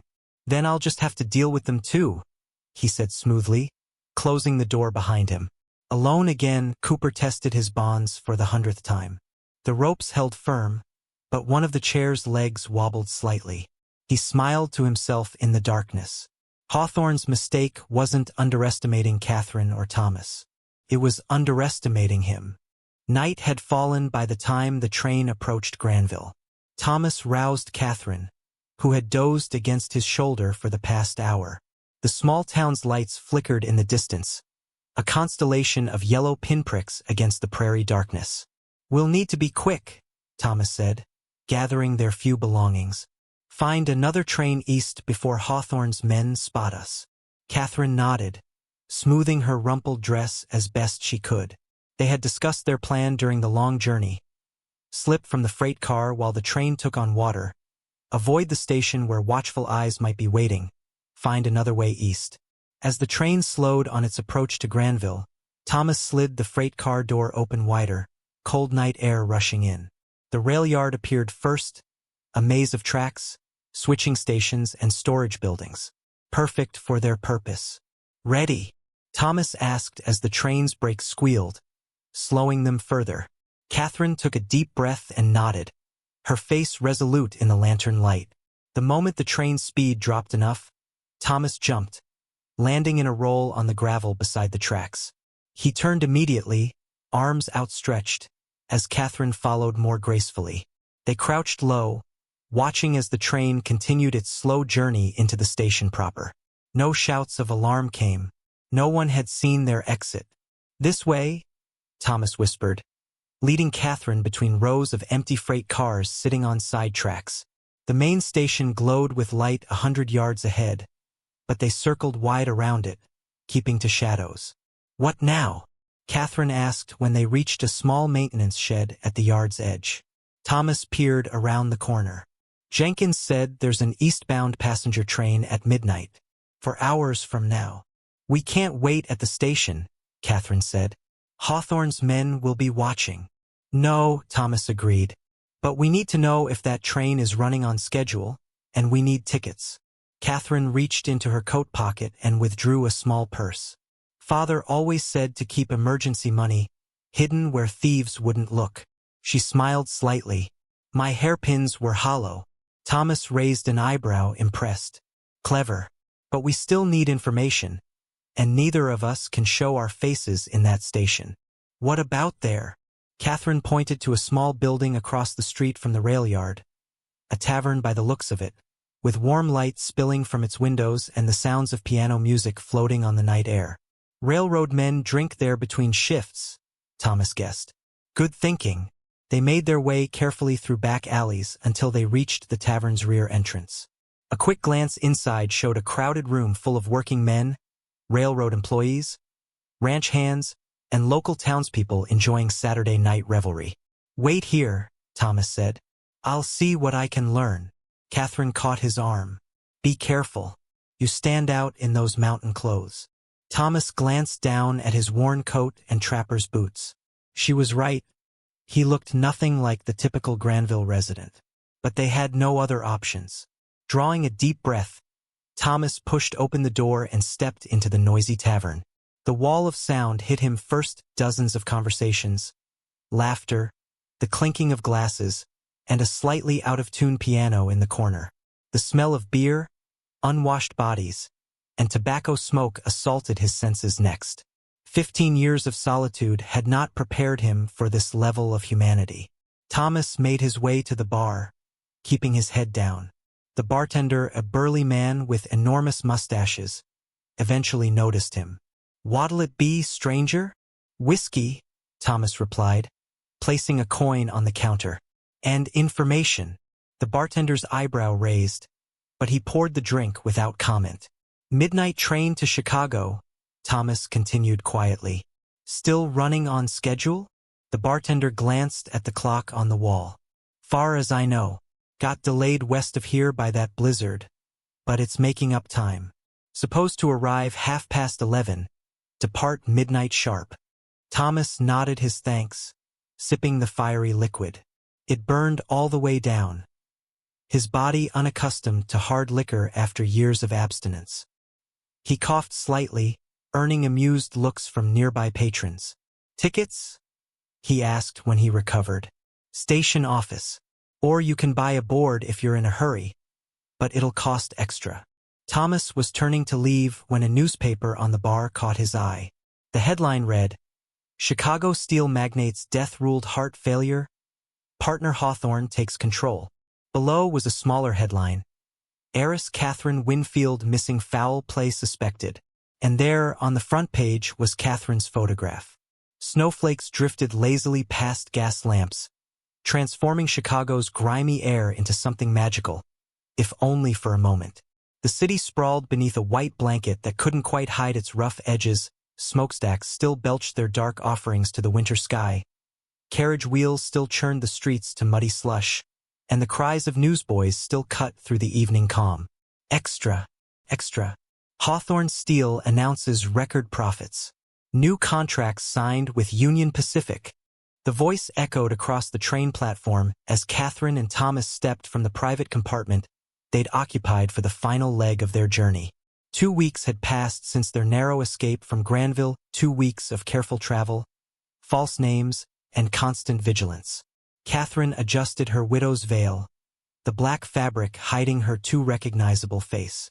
Thomas walked beside her, clean-shaven for the first time in 15 years, dressed in a respectable suit purchased in St. Paul. With his silver-streaked dark hair and somber expression, he looked every inch the proper brother escorting his bereaved sister. "We made it," Catherine whispered, squeezing his hand briefly.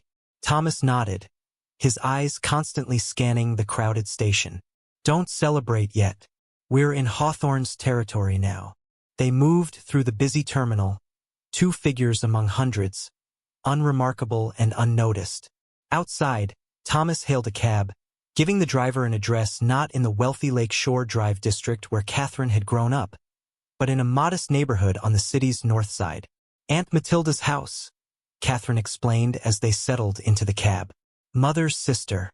She's been in Europe for the past year. The house is closed up, but I have a key."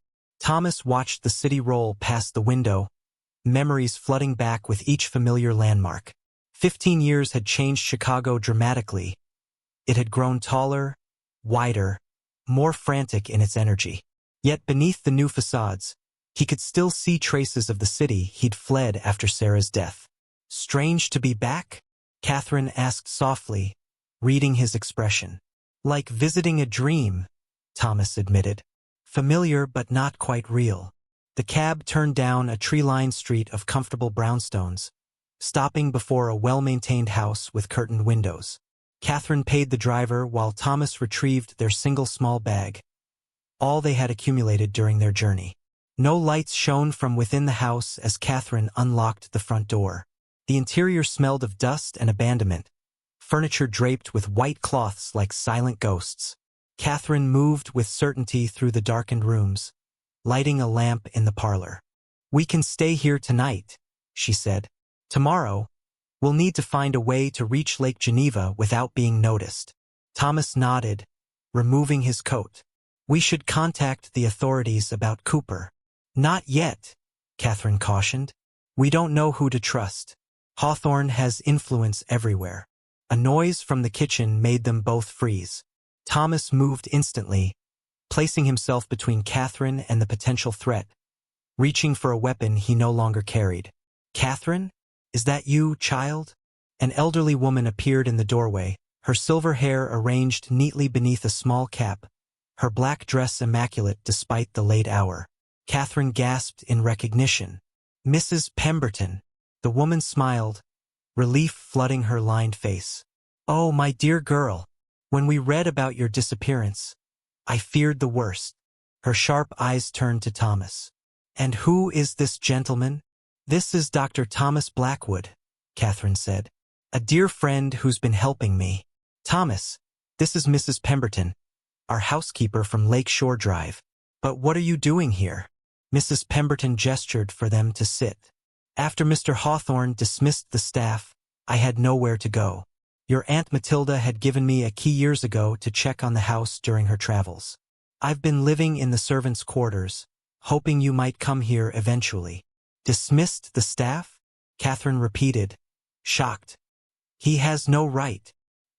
"He has every right, according to the papers he showed us," Mrs. Pemberton said grimly.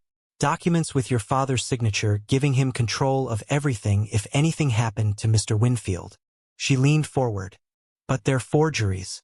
I know your father's signature. I handled his correspondence for 20 years. Thomas and Catherine exchanged glances. More evidence of Hawthorne's crimes, but still nothing concrete enough to prove murder. Mrs. Pemberton, Thomas said carefully, how much do you know about Edward Winfield's death? The housekeeper's eyes filled with tears. I know it wasn't his heart, no matter what those doctors said. Mr. Winfield was as healthy as a horse. She reached into her pocket, withdrawing a small key. The night before he died, he gave me this. Said if anything happened to him, I should make sure Miss Catherine received it. Catherine took the key with trembling fingers. What does it open? A box in his private study. One I've never seen before. Mrs. Pemberton's voice lowered. Mr. Hawthorne searched every inch of that house, but he never found it. Because it isn't there. Where then? Thomas asked. Mrs. Pemberton smiled. The summer house, in the false bottom of the desk that belonged to Mrs. Winfield. Mr. Winfield had it built specially after her passing. Said it was where he kept his most precious memories. Hope flared in Catherine's eyes. We need to get to Lake Geneva immediately. Not tonight, Thomas cautioned. We're exhausted, and traveling in darkness would draw attention. He turned to Mrs. Pemberton. Can you arrange transportation for tomorrow? Something discreet. The housekeeper nodded firmly. My nephew drives a delivery wagon for Marshall Fields. He makes regular trips to the resort towns. I can ask him to take you. As Mrs. Pemberton bustled off to prepare rooms and a late supper, Catherine sank onto the sofa, the key clutched tightly in her hand. We're so close, she whispered. After everything, we're so close to the truth. Thomas sat beside her, his own weariness evident in the slump of his shoulders. One more day, he agreed. Then we end this. The Marshall Fields delivery wagon rattled along the lakeside road, its canvas cover protecting the occupants from curious eyes and light snow. Catherine and Thomas sat among crates of fine linens and imported foods bound for the wealthy families who maintained summer houses along Lake Geneva's shores. Mrs. Pemberton's nephew, Caleb, proved a taciturn but reliable driver, asking no questions about his unusual passengers. When Catherine had offered to pay him, he'd refused gruffly. Mrs. P. has been good to my family, was all he said. Happy to help hers. The journey took most of the day, the wagon moving steadily north through small towns and past frozen fields. By late afternoon, they caught glimpses of Lake Geneva through the trees, its surface a sheet of solid ice stretching to the horizon. Almost there, Catherine said, unable to keep the nervous excitement from her voice. The Winfield summer house stood on a wooded point extending into the lake, isolated from its neighbors by tall pines and carefully maintained privacy. As the wagon approached, Catherine leaned forward anxiously, searching for signs of occupation or watchful eyes. The house appeared deserted, windows shuttered against winter, the broad veranda heaped with undisturbed snow. No smoke rose from any of the 3 chimneys. Looks clear, Thomas observed. But we should be careful. Hawthorne might have someone watching. Caleb stopped the wagon at the entrance to the long drive. I'll wait here, he said. If you're not back in 2 hours, I'll come looking. Thomas helped Catherine down from the wagon, and together they trudged through knee-deep snow toward the house. Built in the fashionable Queen Anne style, with turrets and gingerbread trim, the cottage was actually a substantial 3-story structure designed for summer entertaining. Catherine led the way to a side entrance, using a key from her purse to unlock the kitchen door. The interior was cold and still, furniture draped with cloths, the smell of mothballs and closed rooms hanging in the air. Mother's study is upstairs, Catherine said, moving quickly through the silent house. 2nd floor, overlooking the lake. They climbed the grand staircase, their footsteps echoing on marble, then crossed a gallery lined with family portraits. Catherine paused briefly before one showing a beautiful woman seated beside a stern-looking Edward Winfield, a young Catherine standing between them. Mother, she said softly, touching the canvas. Father never recovered from losing her. Thomas studied the painting, recognizing in the woman's face the same strength and determination he saw in Catherine. She would be proud of you, he said simply. Catherine smiled, then continued down the hallway to a set of double doors at the end. She pushed them open to reveal a feminine space, pale blue walls, delicate furniture, bookshelves filled with leather-bound volumes. A large desk stood before windows that in summer would offer views across the sparkling lake. Now, winter twilight filtered through lace curtains, casting the room in shades of blue and gray. Catherine moved directly to the desk, running her hands across its polished surface. "The false bottom must be here somewhere," she murmured, opening drawers and examining their construction. Thomas joined her, his physician's trained eye noting details.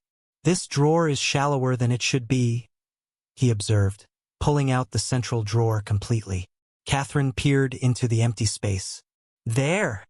she exclaimed, pointing to a tiny keyhole nearly invisible against the dark wood. With trembling fingers, she inserted Mrs. Pemberton's key. It turned with a satisfying click, and the bottom of the drawer space lifted slightly.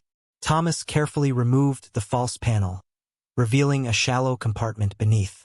Inside lay a leather-bound journal and a stack of papers tied with blue ribbon. Catherine reached for them with reverent hands, as though touching her father's final message. She opened the journal first, flipping through pages filled with Edward Winfield's meticulous handwriting. "His health diary," she explained to Thomas. "Father recorded everything: meals, exercise, symptoms, medications." She turned to the final entries. "Look here, the week before he died. Unusual metallic taste after dinner. Slight numbness in fingers. Mentioned to James, but he suggested indigestion." Thomas took the journal, his medical training allowing him to interpret what Edward Winfield could not. "These are symptoms of arsenical poisoning," he said grimly. "Small doses over time, probably in his food or drink." "Hawthorne was poisoning him," Catherine whispered, horror and vindication mingling in her voice. "These entries alone aren't proof," Thomas cautioned. "What's in those other papers?" Catherine untied the ribbon, spreading the documents across the desk. What they revealed made even Thomas, who had thought himself beyond shock, catch his breath. Financial records, formulas, secret correspondence with government officials, and most damning of all, letters in James Hawthorne's own handwriting discussing sabotage of safety tests, bribery of inspectors, and the unfortunate necessity of silencing workers who had witnessed dangerous shortcuts. "This is everything," Catherine said, her voice thick with emotion. "Everything Father was gathering against Hawthorne. With this, we can prove not just his murder, but all the crimes Hawthorne committed against the workers." Thomas gathered the papers carefully. "We need to get these to the proper authorities immediately." A slow handclap from the doorway froze them both. "Bravo," said James Hawthorne, stepping into the room with a pistol held casually in his gloved hand. "I was beginning to think you'd never find Edward's little treasure." Behind him stood two men, Reed and another of his agents from the trading post. Both were armed. "How did you find us?" Thomas demanded, instinctively moving to place himself between Catherine and the weapons. Hawthorne smiled coldly. "Chicago is my city, Doctor. I have eyes everywhere. The moment you stepped off that train, I knew." He gestured toward the papers. "I'll take those now." "No," Catherine said firmly, clutching the documents to her chest. "These prove you murdered my father. Poisoned him slowly to take control of his company." "Such dramatic accusations," Hawthorne sighed. "Edward had a heart condition he hid from everyone, including his beloved daughter. These papers prove nothing except that he was becoming increasingly paranoid in his final days." Thomas studied the man carefully. Despite his confident words, tension showed around Hawthorne's eyes, in the tight grip on his pistol. He was worried. "These will be examined by federal authorities," Thomas said.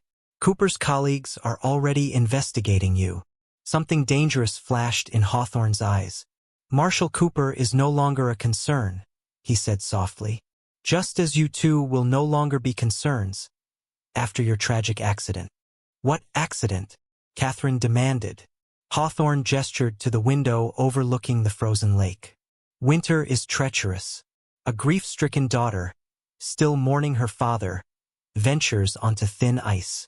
Her devoted friend tries to save her. Both are sadly lost.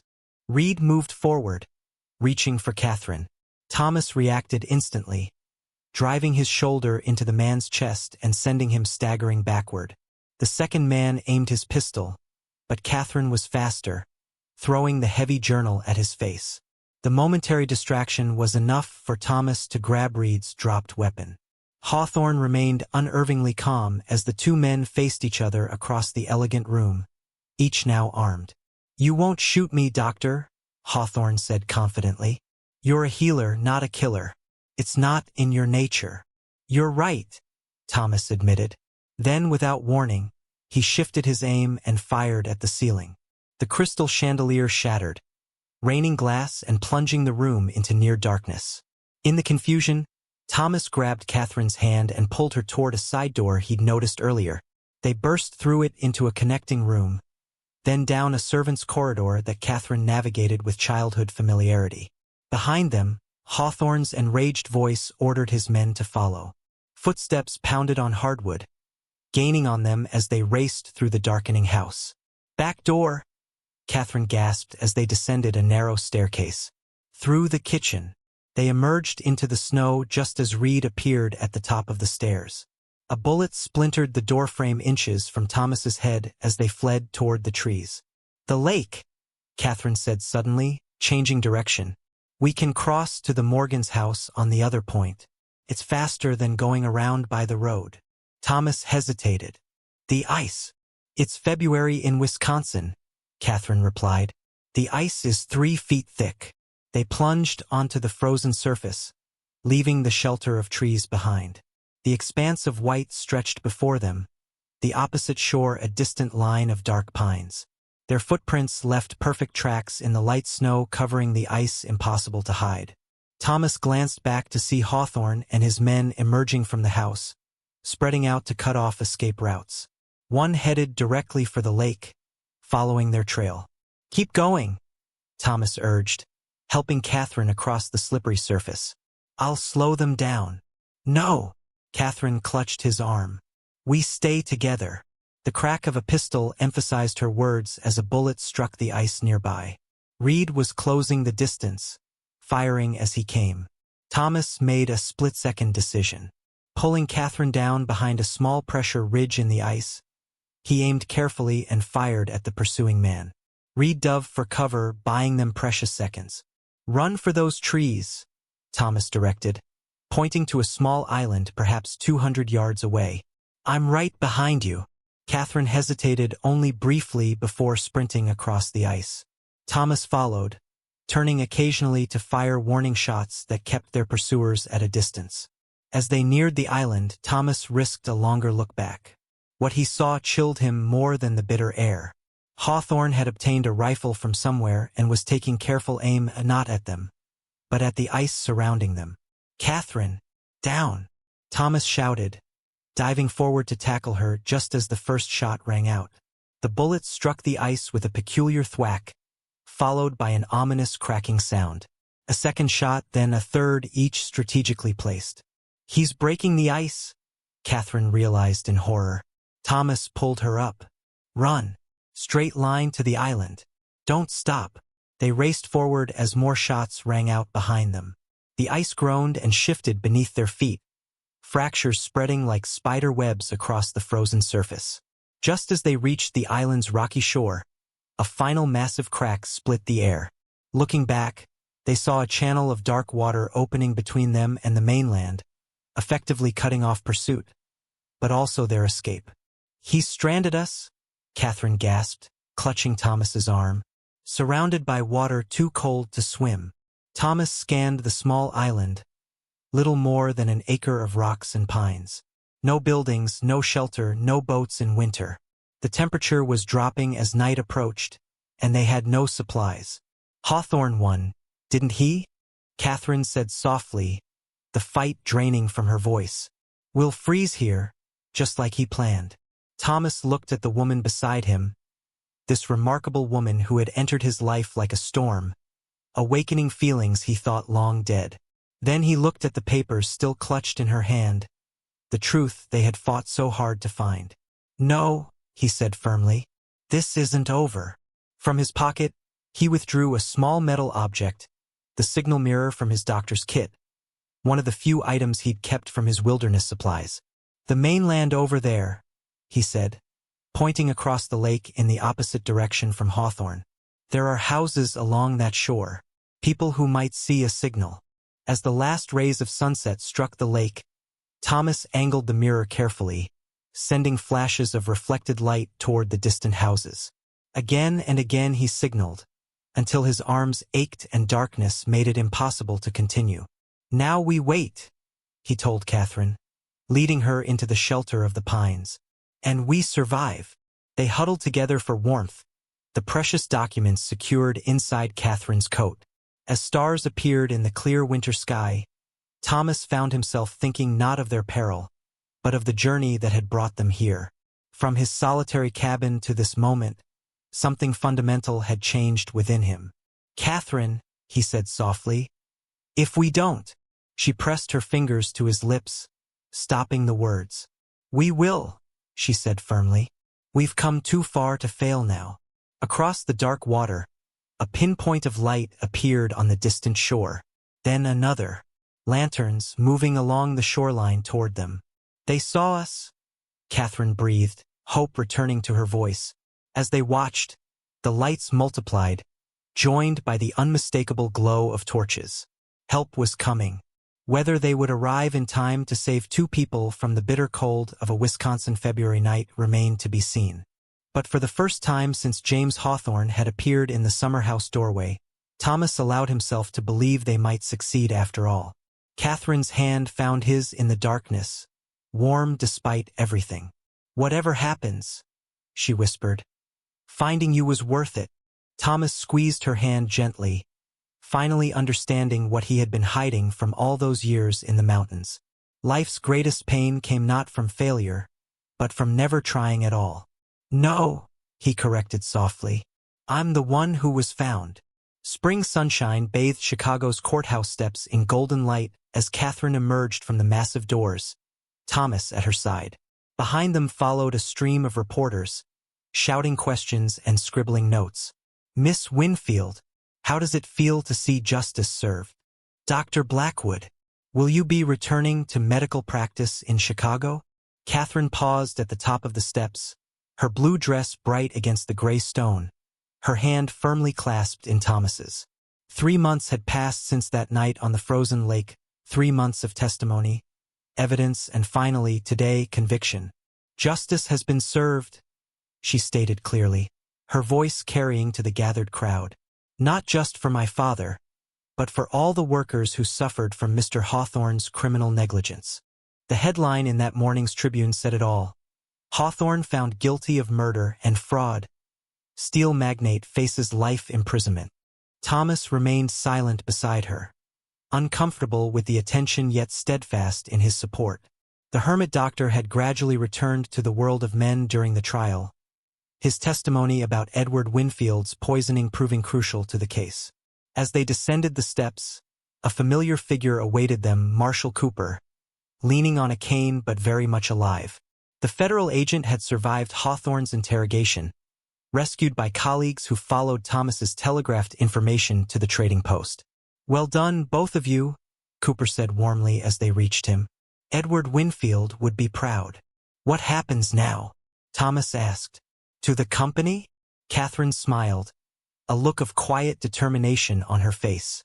"Winfield Steel returns to its rightful ownership, and the safety improvements father designed will be implemented immediately in all our factories."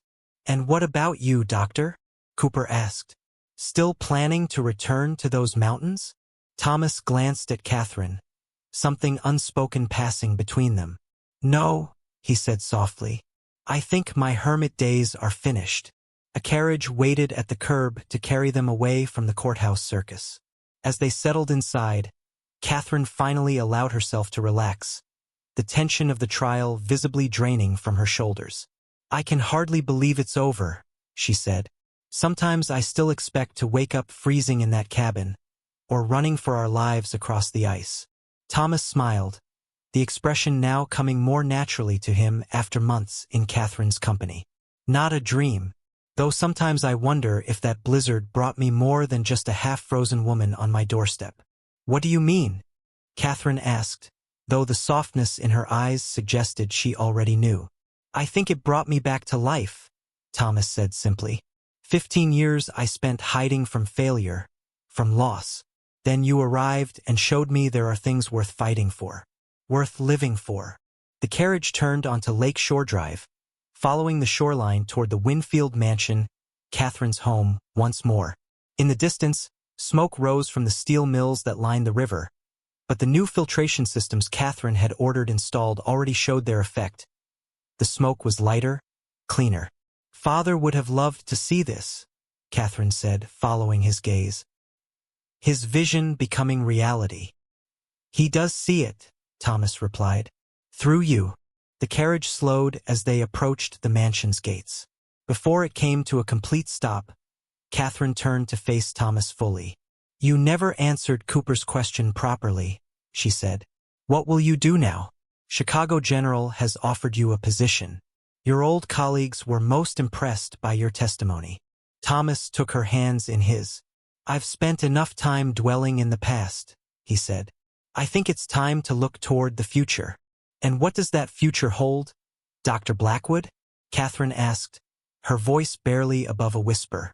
Instead of answering with words, Thomas leaned forward slowly, giving her every chance to pull away. She didn't.